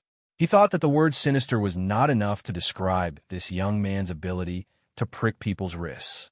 He turned to look at his young master, who no longer had a smile on his face. He rejoiced in his misfortune. The more the little fellow who had yet to draw his blade showed off his martial prowess, the more miserable his death would be. His young master's physique was single-handedly forged by Tuoba. His young master also lived up to the expectations of the Beimang army god. He looked around Beimeng, and his line of sight was fixed on the 18 people on the list. Following this, he could be considered to have no one in his eyes. This time, he had suffered a setback in Dragon Waste Prefecture. With second young master Tooba's vengeful personality, how could he not bear this grudge? Su Fengyin spat out turbid air and blood clots. He nodded and smiled. Sinister is sinister. However, two masters who were sitting steadily in the Vajra realm and a descendant of a prestigious family who is only one step away from the Vajra realm. The three of them ganged up on him and killed him. It was very honorable. Duanbo Air remained unmoved. All the bones in his body creaked. Tuoba Chun-sun, whose eyes were burning, said, "Where did you get the sword control technique from? Tell me before you die, and I'll give you a quick death." Su Fengyin did not pay any attention to him at all. He just adjusted his breathing and recited the incantation. He meditated and nourished his Tao foundation, nourishing his qi, nourishing his spirit. The primordial yang did not leave to hide its true nature. The yellow court plant had the longevity lotus. 10,000 taels of gold would not be given to anyone. The beauty of the Taoism's great yellow court was not in harming others, but in nurturing longevity. What was longevity? Perhaps it was as illusory as the formless mirage, but the flow of qi was so fast that one would not know the mystery behind it unless they were in a life-or-death battle. Su Fengyin was secretly glad that he had practiced the Kai Shu style diligently. Under the destruction of the rolling dragon wall sword aura, the acupoints in his body seemed to have slowly opened up a blessed land, allowing him to freely choose the treasures. Although Su Fengyin only had 50 to 60% of the Great Yellow Courtyard, this cultivation base was really useful under the tempering of Li Chuangong's green sleeve snake sword aura. Otherwise, his body would have been badly damaged during the battle with Duanbo Air. He would not have been able to withstand a few rounds of attacks from this devil.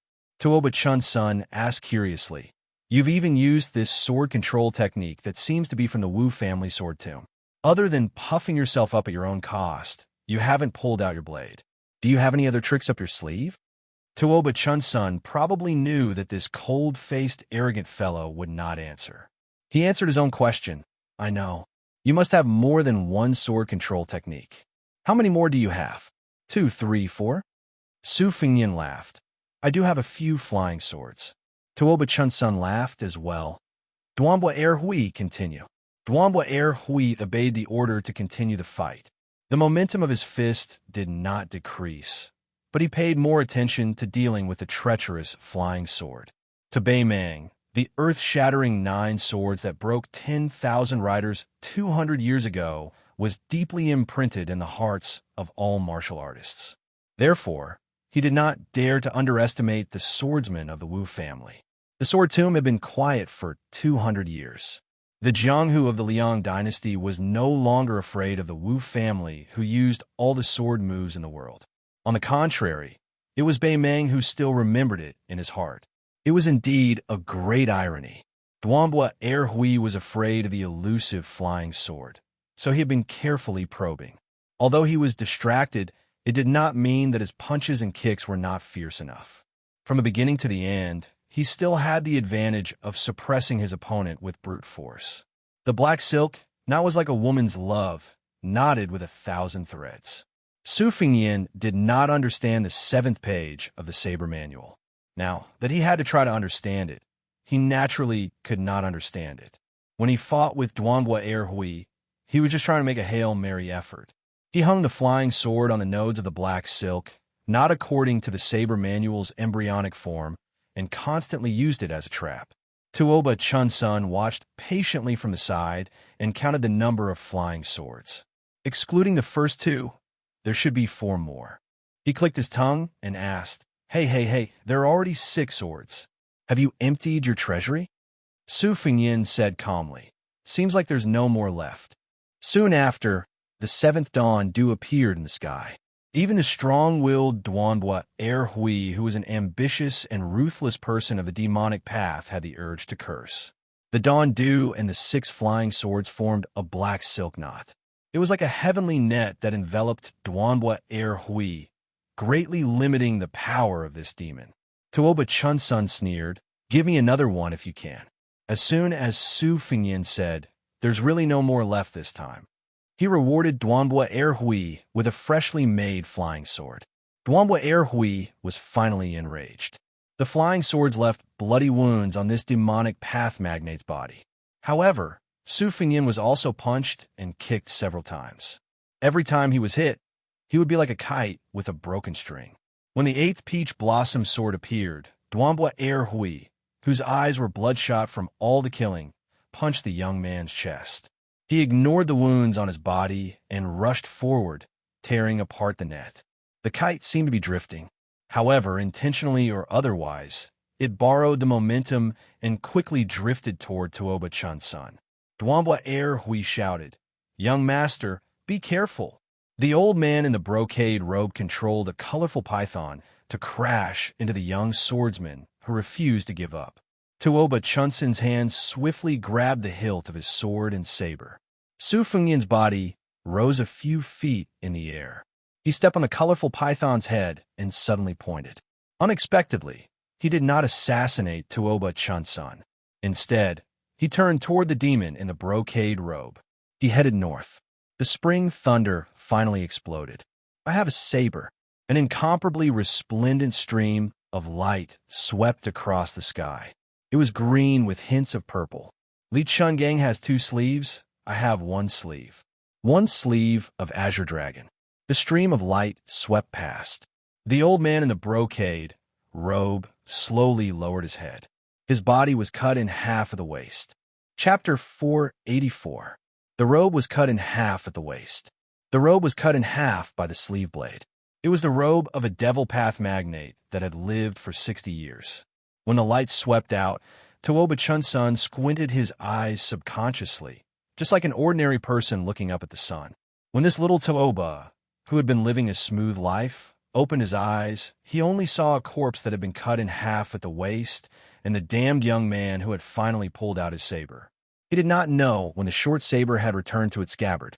With both hands on the hilt, he slowly straightened his back and turned around to face Tuoba Chunsun and Duanbua Erhui.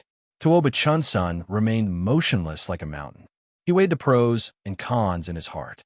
If he was the one facing that saber, he would not have been cut in half by the saber with his sword in hand, let alone killing Duanbua Erhui.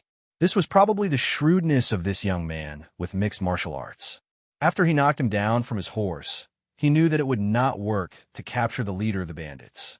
Therefore, he set his eyes on Jin Xiu Lang, who was used to riding the colorful python to fight the enemy. Duanbua Erhui, who was ruthlessly plotted against, gritted his teeth and said, "Young master, this man's chest was injured by my last punch. His chi can no longer flow smoothly. He can't even ride his sword, let alone use his saber. Let me collect his corpse." Tuoba Chunsun rolled his eyes and said, "It's best if you can collect his corpse. Don't collect mine when the time comes." Duanbua Erhui was furious. This time, he did not have time to flatter Tuoba Chunsun. After Su Fengyin separated from Li Chungang, he had been cultivating his will according to the sheepskin for old man's experience in sword isolation. With the help of the divine energy brought by the purple seal golden chamber, the 1-sleeve green snake evolved from the 2-sleeve green snake finally unleashed an unimaginably fierce spirit. However, it almost exhausted all of his essence, chi, and spirit. He pulled the bow to the fullest, almost breaking the bowstring. After the spring thunder returned to its scabbard, Su Fengyin could not help but tremble, especially his hands that were holding onto his blade. His body had suffered heavy injuries from the repeated battles with Duanbua Er.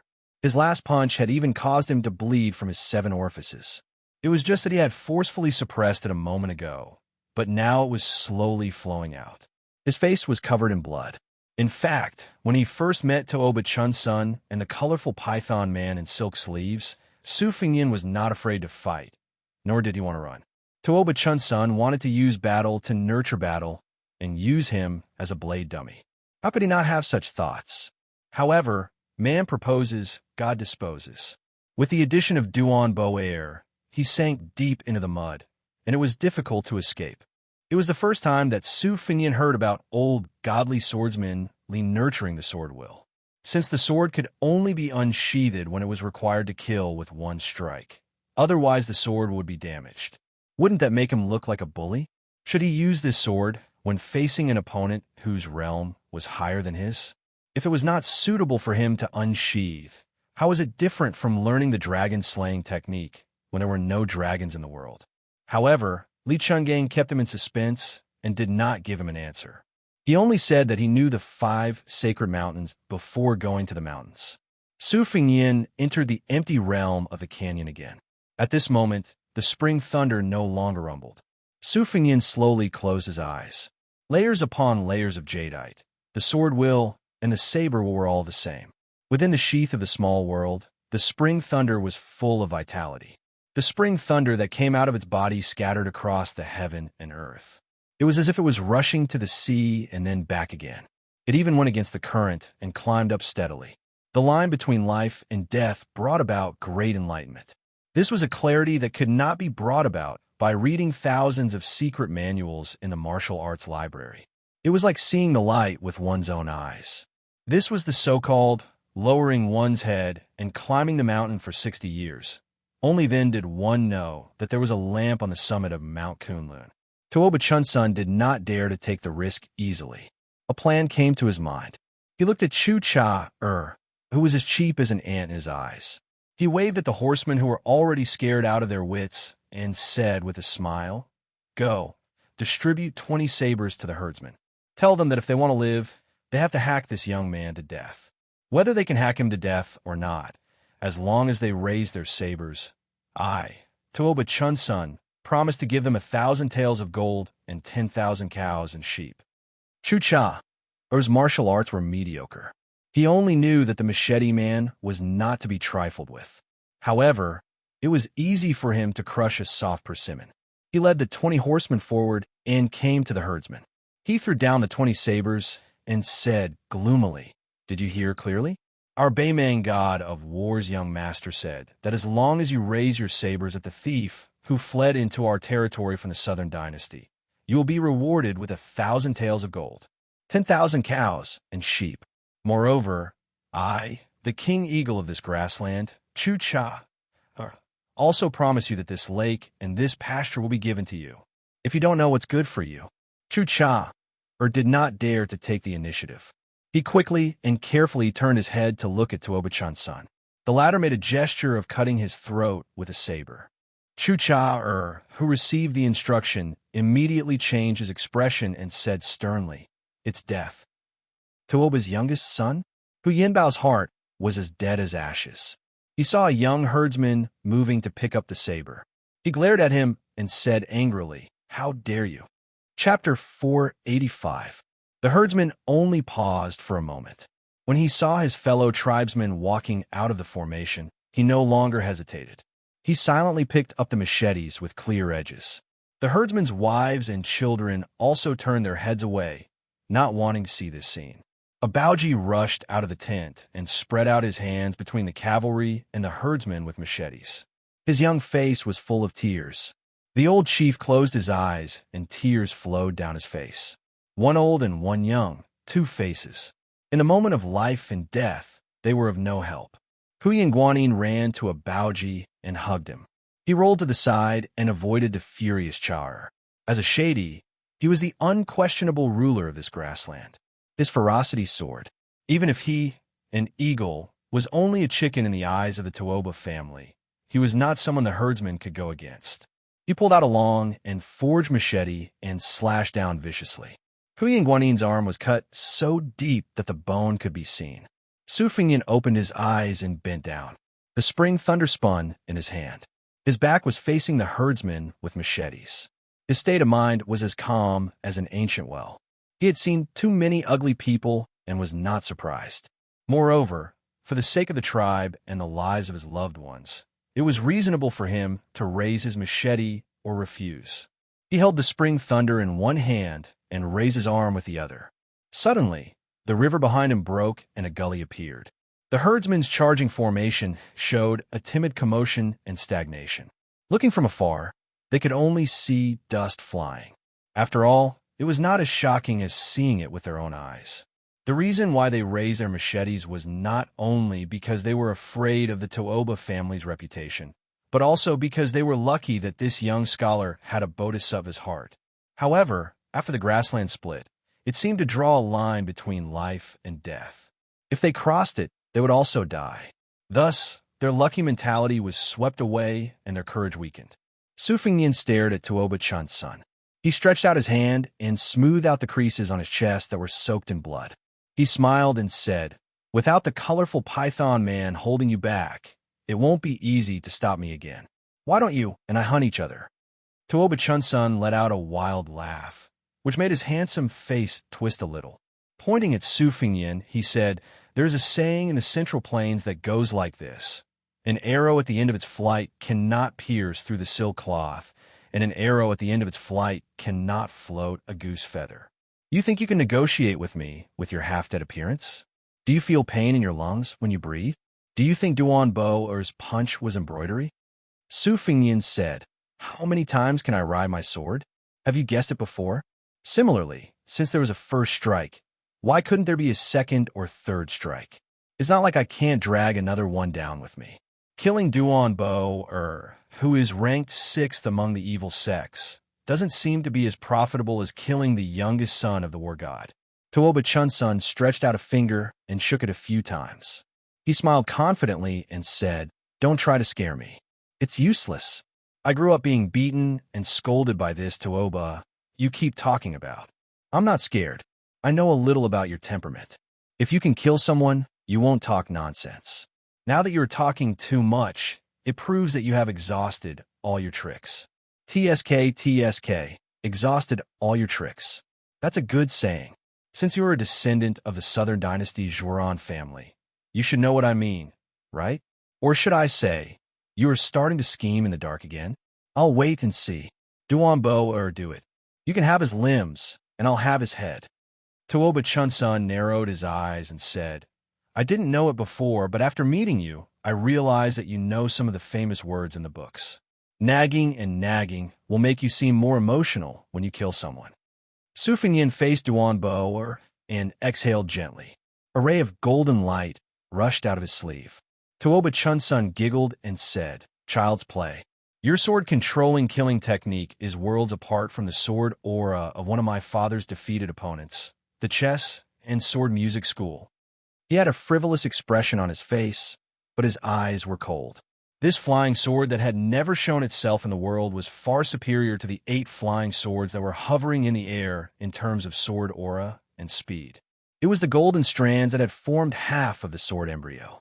Tooba Chun's son did not draw his sword. He only competed with the golden flying sword that had a tricky trajectory. He was like a passionate man teasing a girl in love, attracting bees and butterflies. The man and the flying sword were very beautiful. Su Fengnian was already facing off against Duan Bo Erwi, who was charging towards him. Duan Bo Erwi became more and more courageous as the fight went on. He was incomparably valiant, and he showed no mercy in his attacks. His entire body was wrapped in ropes, and when he moved, he could destroy mountains and shake mountains. Su Fengnian did not hide his weakness. He was determined to tear off the limbs of this young man who dared to divert his attention to control the sword in front of him. Duan Bo's posture was relaxed. He attacked like a sledgehammer and attacked like a hook. His elbows seemed to be close to his ribs. He did not pull up much, but his explosive power was extremely frightening. The burly martial artist walked in the mud like a snake. His hands twisted and turned, creating an endless cycle of mutual generation. Su Fengnian had suffered a heavy blow earlier. Now that he had to multitask and attack at the same time, Duan Bo finally found an opening and raised his knee.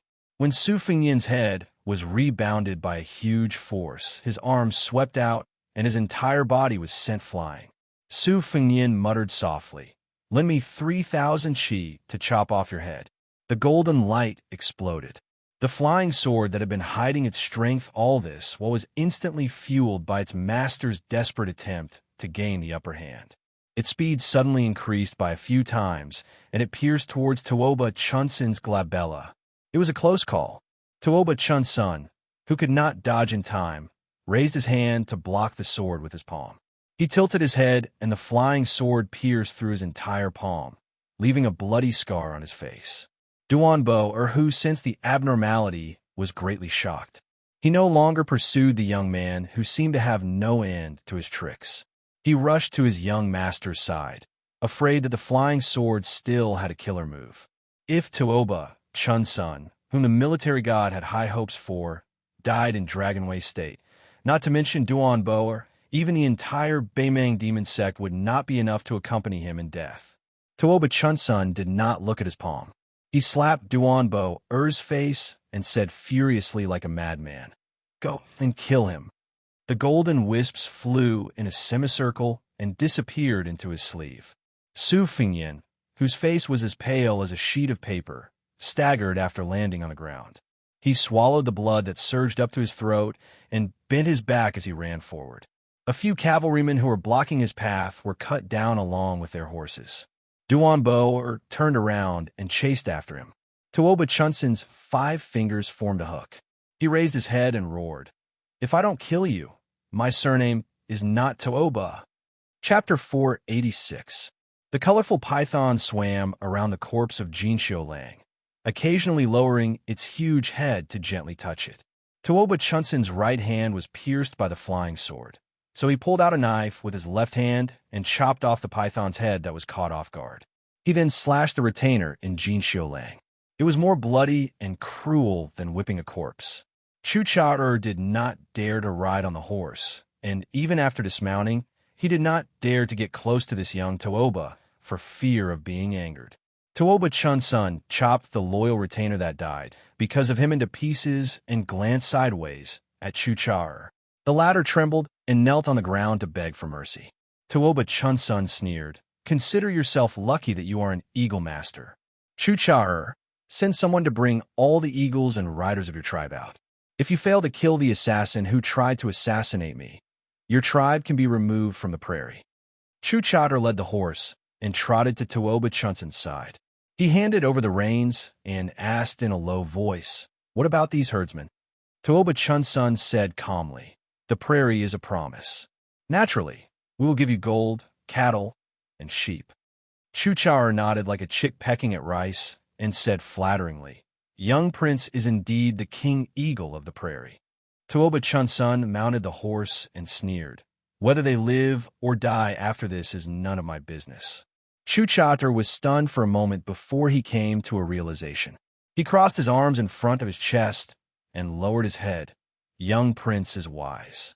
Tuoba Chun's son saw that there was nothing on the saddle and said expressionlessly, "Go get a strong bow and 3 quivers of arrows."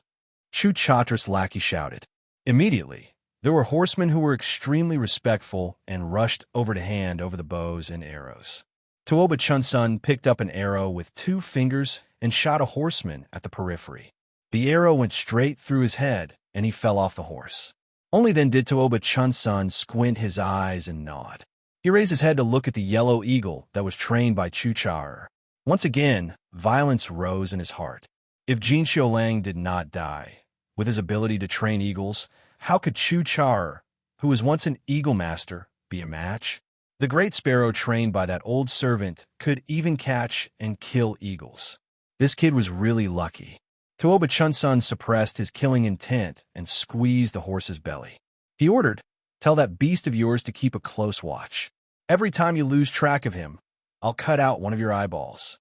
Xianxia hurriedly mounted the horse and followed behind the young prince. He came and went in a hurry. The herdsmen of Yin Bao's tribe all felt as if a heavy burden had been lifted off their shoulders. For this small and weak exiled tribe, it was like the dark clouds above their heads had not dispersed, but at least it was not immediately followed by a heavy downpour. Yin Bao was already disheartened. He only asked his daughter-in-law to bandage Huyin Guanin's wounds. Inside the tent, the young girl's body was trembling from the pain, but she still had a determined look on her face. On the other hand, the child, Abaoji, was sobbing from the heartache. He squatted on the ground and buried his head in his knees, not daring to look at his sister's wound. Yin Bao said guiltily, "It's all our fault for harming this young Bodhisattva from the Southern Dynasty." Huyin Guanin wanted to say something, but stopped. The old man said worriedly. The one who chased after our benefactor should be young Prince Tuoba. On the grassland, a soul-stirring hunt unfolded. After Su Fengyin broke out of the encirclement, Duanbua Air turned back and chased after him. The distance between them was gradually shortened until they were less than 300 meters apart. They could see each other clearly. The speed of their figures was not inferior to that of a warhorse. Behind Duanbua Air were Tuoba Chunsun, Shirdi, Xianxia, and 100 riders. After casting the net, it was naturally time to reel it in. Once Su Fengyin fell into the net again, there would be no chance for him to escape. It was already shocking that he was able to kill a Vajra realm expert during the encirclement this time. Su Fengyin bent down like a leopard and did not dare to reduce his forward speed. He turned his head and took a glance at the falcon that was circling in the sky. He knew that if he slowed down his running speed, the recovery of the great yellow court would naturally speed up. However, if he was entangled by Duanbua Air, he would fall into the net again. Although Tuoba Chunsun was injured by the golden strands, he still had 80 to 90% of his combat strength. On the other hand, Duanbua Air was already exhausted. It was not wrong to say that he had exhausted all his abilities. Although he did not know why his entire body was not paralyzed like what the devil in brocade robe imagined, it definitely affected his body's movements. The 8 flying swords formed green strands, the spring thunder unsheathed, the green dragon sleeve, and finally, even the golden strands of forming embryo. Duanbua Air's attacks were all solidly smashed on his body. Su Fengyin had not reached the heavenly phenomenon realm where he could borrow the heaven and earth's weather, nor was he at the earth immortal realm. If Tuoba Chunsun and Duanbua Air had given him 10 to 15 months to recuperate, he could have fought again. However, they were chasing after him urgently and wanted to eliminate him completely. Su Fengyin could only desperately breathe and heal his injuries while running forward. There was no way out. Fortunately, he had the Kai Shu-style Qi Ji that could travel 300 miles in an instant. He was used to the stinging pain from this kind of Qi Ji and was able to grit his teeth and endure it. Duanbua Air, who had been running madly, frowned. On one hand, he was surprised by the Qi Ji of the Southern Dynasty's Qi Ji. On the other hand, he was even more puzzled by the wound on his leg. When the sword pierced through, he could completely ignore it with his Vajra physique. Even if he could not recover quickly, his Qi Ji would not be blocked like now. It could be seen that the swordsman's sword-controlling technique had not reached the peak, but the flying sword itself could be considered an immortal item. This made Duanbua Air even more determined to kill this young man. As for the death of the colorful python, he did not feel any sympathy. The Tuoba family was like a large temple. A large temple would have many clay bodhisattvas. With one less bodhisattva, the rest of the bodhisattvas would have more incense offerings. Moreover, Duanbua Air had always been dissatisfied with this old servant's ranking as one of the 10 great devils. On the contrary, he admired Xie Ling and the others more. In his eyes, the old man in the brocade robe was not a devil. He was more like a laughable entertainer raised by the rich and powerful. He only knew how to use his lewd skills to seduce others. The two of them had never seen eye to eye. Duanbua Air's heroic spirit overflowed. He shouted, "Boy, do you dare to fight with me for 300 rounds?" The voice came from afar. "Call your wife or daughter over." Duanbua Air listened to the voice and discerned the Qi Ji. This person's Qi Ji seemed to be more vigorous than he had imagined. However, after suffering a great loss, he knew that this fellow's acting skills had reached perfection compared to his young master's. He would not be fooled so easily. Su Fengyin looked at the yellow eagle above his head again. After the time it took to burn an incense stick, Duanbua Air was shocked to find that the distance between them had narrowed to 800 feet. However, the cavalry behind him, who had been galloping in a straight line according to the falcon's instructions, had caught up. Could it be that this fellow had no sense of direction and had taken a slightly unnecessary but fatal arc? However, it was a good thing to be able to close the distance and meet up with his young master. Duanbua Air did not think too much about it. Tuoba Chunsun took the lead and rode side by side with Duanbua Air about 10 feet away. The distance between them and the dying swordsman of the Southern Dynasty was shrinking. Duanbua Air said in a low voice, "Young master, be careful of that person's flying sword." Tuoba Chunsun did not say anything. He picked up a well-made black crow feather arrow from the quiver on his back. 200 steps. Tuoba Chunsun began to draw his bow. At 120 steps, just as Tuoba Chunsun was about to shoot, the distance suddenly increased to 150 steps. Then, he kept pacing back and forth between 130 and 40 steps. Tuoba Chunsun was not in a hurry. Normally, with the guy's speed, unless it was the best warhorse, it would be impossible to catch up with him. He might as well abandon his horse and chase after him. However, since he was seriously injured, it was a different matter. He was more than happy to play with this Southern Dynasty scholar slowly to death. When the time came, he would take his head and hang it in front of his family's gate. Finally, the distance between them shortened to 120 steps. Tuoba Chunsun drew his bow and shot. An arrow pierced through the air. Tuoba Chunsun took out his quiver and picked up arrows at an astonishing speed. Although there was a sequence of arrows, they all hit the man's back at the same time. It was obvious that each arrow was faster than the previous one. This was a kind of continuous arrow technique. Su Fengyin did not want to waste any of the qi in his body. He rolled forward and dodged 2 arrows. He waved his sleeve and was about to grab the last one.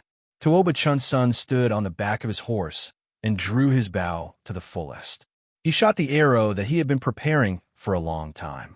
It went straight for Su Fengyin's glabella. Su Fengyin bent his finger and flicked away the previous arrow. He leaned his head back and kept his body close to the ground. He held the arrow with both hands and did a nimble roll. He used the huge force of the arrow to continue running forward. He broke the arrow in the process and suddenly raised his qi. A small part of the arrowhead was thrown into the sky. It pierced through the body of the falcon that was flying at a low altitude. Duanbua, who was still running, was dumbfounded. Tuoba Chunsun stood on the back of his horse and clenched his fist. One of his hands was dripping with blood. Su Fengyin laughed loudly. His body suddenly accelerated and the distance between them instantly increased to 100 feet. What's the use of treating you as 3 Vajra realm martial artists? If a heavenly phenomenon realm martial artist doesn't come, I won't be able to die here. I have something to do. This is the only chapter for tonight. It will explode tomorrow. By the way, I will ask for a red note. Chapter 487. Tuoba Chunsun was different from his sickly elder brother who had been dealing with medicine all year round. Tuoba Chunsun was born with divine strength. The Tuoba clan revered martial arts and valued strength. Almost all the youths in the clan had joined the army. They had high hopes for this young master who was about to step into the Vajra realm before the age of 18. This trip was also because the Beimeng military god wanted Tuoba Chunsun to break through the window paper by himself. With Tuoba Chunsun's stamina, his equestrian archery skills were quite outstanding. He could shoot arrows continuously for 200 steps without any deviation in his aim. However, he had weighed the remaining strength of the Southern Dynasty's rich son. Within 100 steps, it could be fatal, but within 120 steps, it could be fatal. He did not want this guy to die so easily, so he had always wanted to shoot his back at around 120 steps. It would be best if he shot his hands and feet. Every autumn hunt of the palace, Tuoba Chunsun would go hunting with the army. When he encountered large prey, he would leisurely stay at the edge of the shooting range and shoot. This was the wisdom that had been honed when his father threw him into the ice field to fight with a white bear. At that time, his only weapons were a bow, a dagger, and a quiver of arrows. This time, Duanbua Air was not shocked by this boy's archery skills, but he was shocked by this young man's shrewdness. Even when he was in a life-or-death situation, he still did not forget to carefully weigh the pros and cons. The group of people followed closely behind. If they disappeared from sight, they would have to rely on the yellow eagles to keep an eye on them from the sky, providing them with information. They would constantly shrink the distance between the two parties as a smokescreen. Finally, when the yellow eagles swooped down to lower their altitude, they would dodge the arrows and use the arrows to kill them. Everything was done in one go. It was as if after borrowing the qi to control the sword to injure the enemy, they had also sprinkled salt on the young master's wound. When experts exchanged blows, the outcome of the battle was often a hair's breadth away. With the yellow eagle hovering in the air, their victory was assured. Even if they were lucky enough to escape from their field of vision, as long as the general direction was correct, they were not afraid that this person would slip through the net. If they chased him all the way, they would not give him time to catch his breath and heal his injuries. Duan Boer revealed a sinister smile. Since you can still kill an eagle to demonstrate your strength, I'll give you the straw that breaks the camel's back. His coarse face was dyed a sickly crimson red. His eyes were pitch black, and his irises gradually faded until his pupils could no longer be seen. Even the cavalry, including City Chicha, sensed the strangeness of the squire, and their horses became restless. Duan Boer suddenly stopped his steps and made a gesture of throwing a spear. The 100 cavalrymen who were desperately riding their horses were baffled. The young prince's retainer did not have any weapons in his hands. Was he trying to take the machete man as a bird that would be frightened by the twang of a bow? As a city from the grassland, Chu Char was experienced and knowledgeable. She stole a glance at Tuoba Chunsun, who was standing on the back of the horse. Tuoba Chunsun was indeed the son of the god of war. His servants were so powerful that any one of them could flatten a small tribe by themselves. Lightning Spear. This time, Duan Boer had used his chi and blood to forcefully raise his realm, stepping into the spirit void false realm. He bent his arm as if he was raising a spear and stepped on a series of pleasing intersecting steps. When he threw the spear, his left leg made a subtle but decisive step, driving his forearm forward in a whipping motion. There was an ear-piercing whoosh as a spear invisible to the naked eye pierced through the air. Wherever the spear passed, there would be ripples caused by the vacuum. It was like a comet sweeping past, arcing towards Su Fengyan's back. Duan Boer was born in the Chong tribe and had been good at using featherless javelins since ancient times. The javelins were slender and sharp, and those with great strength could pierce through several armors. He had participated in hunting since childhood and was known for his spear-throwing skills. When he was young, he met the great Grandmaster Spear Immortal Wuxia, who was at the peak of martial arts. He was taught the profound meaning of the spear and eventually created the lightning spear divine ability. 8 years ago, he fought with a famous demon from the Devil Path and killed him with 2 spears. Duan Boer did not dare to use this kind of spear technique that consumed a lot of chi and blood. Moreover, it had the advantage of catching Su Fengyan off guard and attacking from a distance. It could be seen how much importance Duan Boer had placed on Su Fengyan. After Su Fengyan clearly knew the identities of Tuoba Chunsun and the others, especially when he started to flee, he had been waiting for Duan Boer to use his famous technique. The lightning spear that was known as the 3 spears splitting mountains had finally arrived. Along the way, the scattered great yellow courtyard, other than the broken arrows used to kill the yellow eagle, were all prepared to block this spear. There was no need to think about dodging. The lightning spear that was thrown out was guided by Duan Boer's chi from afar. It was not like an arrow that had a fixed target. This was similar to the superior sword controlling technique. The mark between Su Fengyan's brows had already turned purplish-black. He did not care if he was in the state of terminal lucidity. He stopped and turned around. Both of his hands twisted the spring lightning, and his body flew backward. The spring lightning once again formed a huge mirror of chi wall in the valley. The conflict between the two was decided in this one move. Duan Boer was undoubtedly still a powerful crossbow. Su Fengyan's strength had become weaker. The round mirror was shattered by the lightning spear, and the spring lightning was sent flying backward. The lightning spear changed its trajectory slightly and pierced into Su Fengyan's ribs.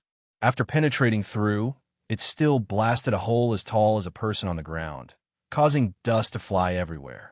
Duan Boer could be considered to have avenged Tuoba Chunsun for stabbing his palm with a flying sword. Xianxia, and by Chi finally felt relieved. This guy was really too troublesome. This time, he should have accepted his fate and died, right? Su Fengyan's body fell heavily on the ground. He struggled to sit up, but he could not stand up anymore.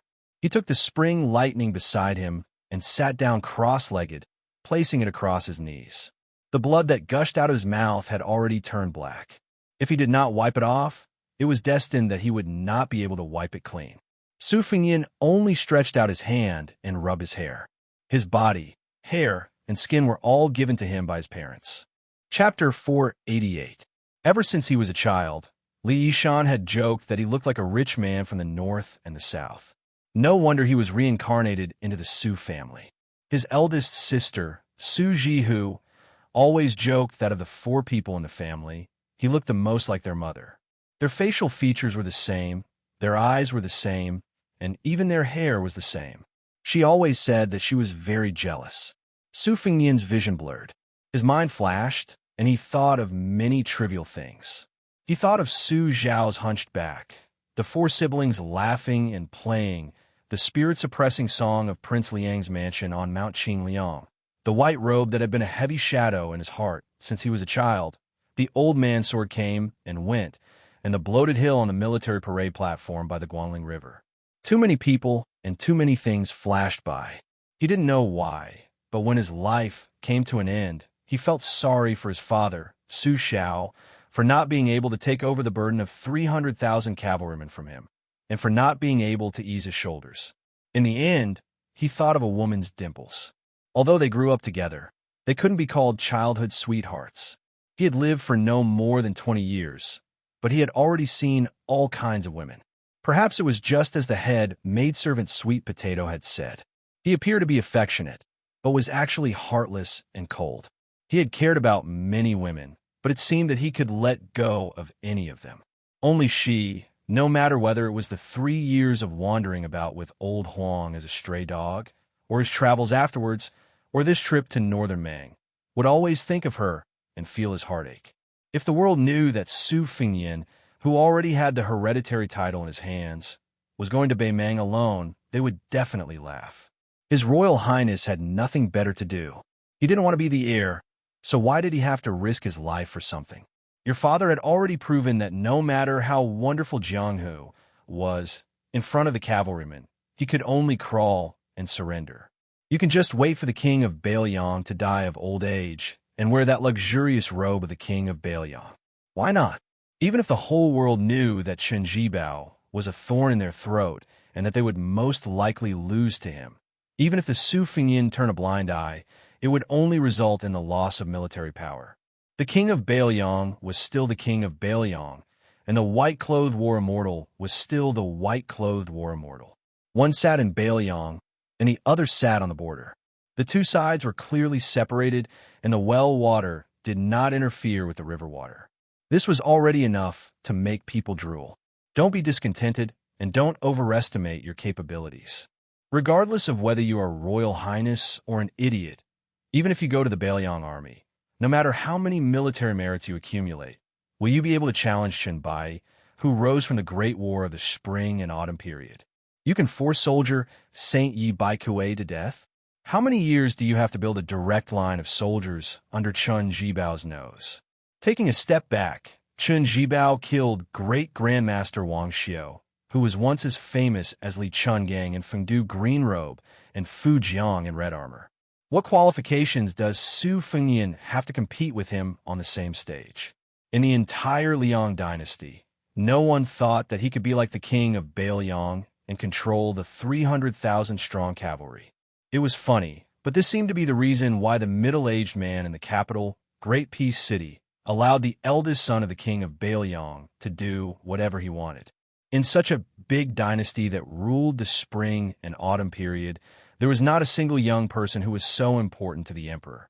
Su Fengyan's fingers trembled as he tied his loose knot.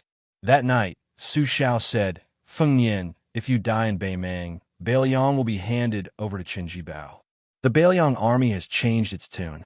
This is nothing to me, Su Xiao. But if you die, as your father, I can only do what your mother did when she entered the palace alone. I can't take revenge." Su Fengyan joked at that time. "As a father, you are really useless. If my disappointing son dies in Beimang, you can lead the Bailiang cavalry all the way to Beimang's palace. How domineering would that be?" Su Xiao was silent for a long time.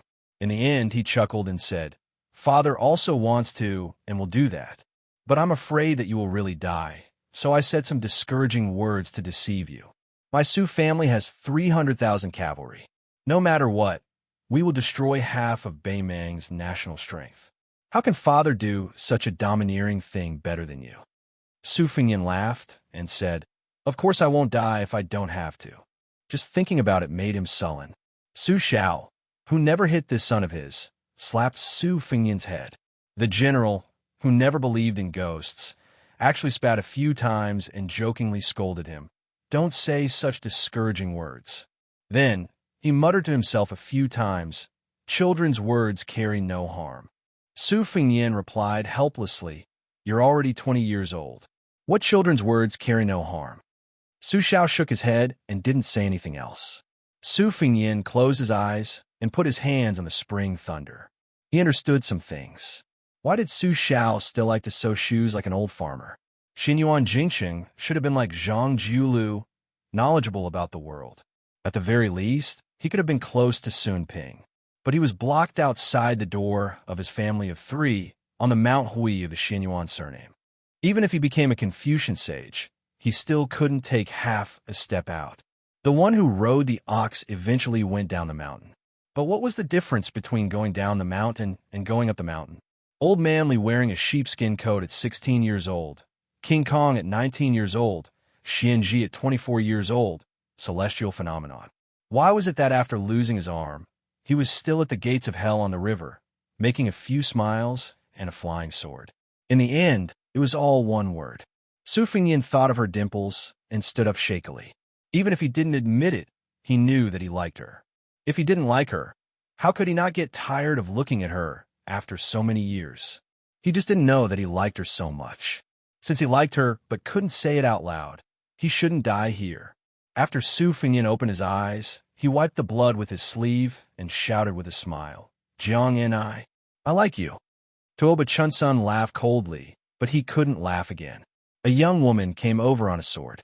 Behind her, there was a Confucian in a green robe who was walking on the waves. The woman stood on a long sword, floating in the air in front of the guy who was in a dead end. She glared and said angrily, Why did you call me? Shameless. Chapter 489. It was a scene of a young man and a young woman reuniting after a long separation. The man fought against 3 Vajra realm experts by himself and even killed one of them. Even though he was defeated, it was still an honorable defeat. If this news spread out, it would be enough to shake Beimang. On the other hand, the beautiful woman wielded her sword out of thin air. When such a man and woman met in such a manner, except for a blind man, everyone would feel that it was rather spectacular and heartwarming. However, the woman's words seemed to be a little unfathomable. Chu Cha was shocked by the woman's appearance and sword control. The 100-odd cavalrymen behind him looked at each other in dismay. How are they going to fight? Duanbua Erwi didn't wait for Tuoba Chunsun to say anything. He was furious and threw out the thunder spear for the second time. It drew a sharp arc in the sky that was filled with killing intent as it fell towards Su Fengyan's head. The white-haired Confucian in green robes was calm and composed. He landed on his tiptoes and reached out a hand, gently grabbing the thunder spear that was shaking the air. He clenched his 5 fingers and broke the thunder spear into 2 with ease. It was like a child throwing a stone that was casually bounced away by a strong young man. Tuoba Chunsun's face turned gloomy. After Duanbua Erwi deflected the 2 spears, his chi and blood were surging. When he saw the gaze of his young master, he felt bitter. He took a deep breath and was ready to throw out another spear to check the situation of the old scholar.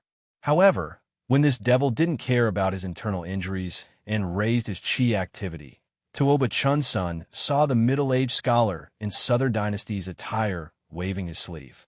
The wind and clouds in heaven and earth changed as he waved his sleeve like a dragon. Duanbua Erwi's chi activity was like a battlement that was hit by a huge rock that weighed 1,000 kilograms. He staggered a few steps back and spat out a mouthful of blood. His chi si was extremely chaotic. Duanbua Erwi was indeed a loyal servant. He shouted in exasperation, "Young master, leave quickly. Don't bother about me." Tuoba Chunsun's feet were rooted to the ground, and his body didn't move an inch. It wasn't that he didn't want to leave, but it was as if he was wrapped in endless strands of fate and couldn't move. After the middle-aged scholar kept his sleeve, he said lightly, "I'm Chao Chongqing from West Chu. Many years ago, I took in this disciple, Su Qi, in Beimang's Southern Dynasty. I don't know how you got into a situation where you won't rest until one of you is dead." Chu Cha, and the group almost fell off their horses. Chao Chongqing? This was the first celestial being who entered Liang Imperial Palace 3 times. If you have the ability, go show your prowess to my father. Why are you being calculative with a junior like me? Chao Zhongqing smiled and said, "Young prince, don't try to provoke me with words. If I have the chance, I will fight with Bodhisattva Tuoba.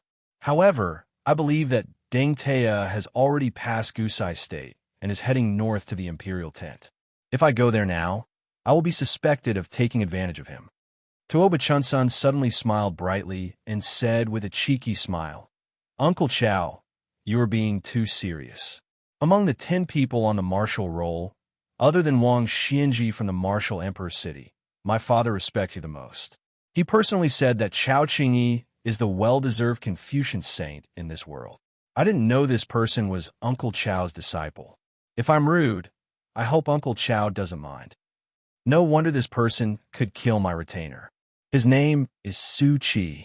Congratulations to the Southern Dynasty for having a young talent who can stand shoulder to shoulder with Yelu Dongbei and Murong Longjiang." Chao Chongqing only said, "I just entered the realm of Land Immortal. I'll definitely fight with Tuoba in half a year." Tuoba Chunsun was so angry that he almost vomited blood. He wanted to slap himself. The 3 sects had 2 sages, Qilin, and Buddha Dragon Tree. He was wondering why Confucianism, the most powerful sect, lacked a Land Immortal, and it just so happened to be Su Qi's master. Tuoba Chunsun calmed his mind, and he no longer had his cold-blooded temper and arrogance from before. He lowered his head and asked gently, "Uncle Chao, can I return to the Northern Dynasty?" The lady whose beauty could be ranked in the top 3 leaped down from the great Liang Dragon Sparrow sword. She faced Tuoba Chunsun and said coldly, "If you want to kill him, I'll kill you." The great Liang Dragon Sparrow was intelligent. It circled around the lady like a little bird. This scene made Duan Bo shudder. How old was this lady? Was she really a sword immortal? A female sword immortal in her 20s? Tuoba Chunsun cursed this Southern Dynasty scholar with the surname Su. Not only did he have a master that made others jealous, but he also had a beauty that even he was jealous of. He quickly smiled and said, "Since I already know that Brother Su Qi is Uncle Chao's direct disciple, I won't dare to provoke you. Goodbye.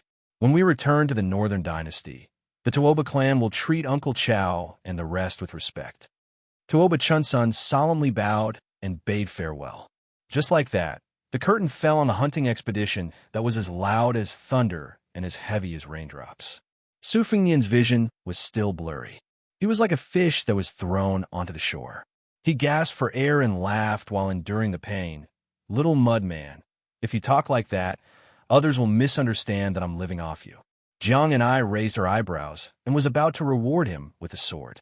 However, she held herself back when she saw his condition. She disdained to hit him when he was down.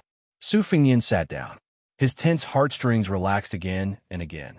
He kept vomiting blood but still controlled a flying sword to nourish his fetus. Chao Chongqing smiled and shook his head. He walked to His Royal Highness and sat down cross-legged in front of Su Fengnian. He didn't delay Su Fengnian from using the secret technique of Wu family sword tomb to nurture the flying sword. When the flying sword entered his sleeve, he tapped 16 acupoints consecutively with one finger to temporarily suppress Su Fengnian's qi dynamic. He said warmly, "His Royal Highness has actually just entered the realm of Great Vajra, cultivating both Buddhism and Taoism. This is surprising and delightful." Su Fengnian, whose face was pale, frowned and smiled bitterly. Great Vajra realm? Similar to Li Xiaoxin of the 2 Zen temples? Chao Chongqing smiled and nodded. Even though she has just entered this realm, she's not much different from an ordinary mature Vajra realm. Su Fengnian glanced at the little mud man who had her back facing him deliberately. He asked curiously, "Why is she riding a sword and flying?" Chao Chongqing was about to speak when Jiang and I snorted coldly, as if to remind him. This official smiled and didn't explain.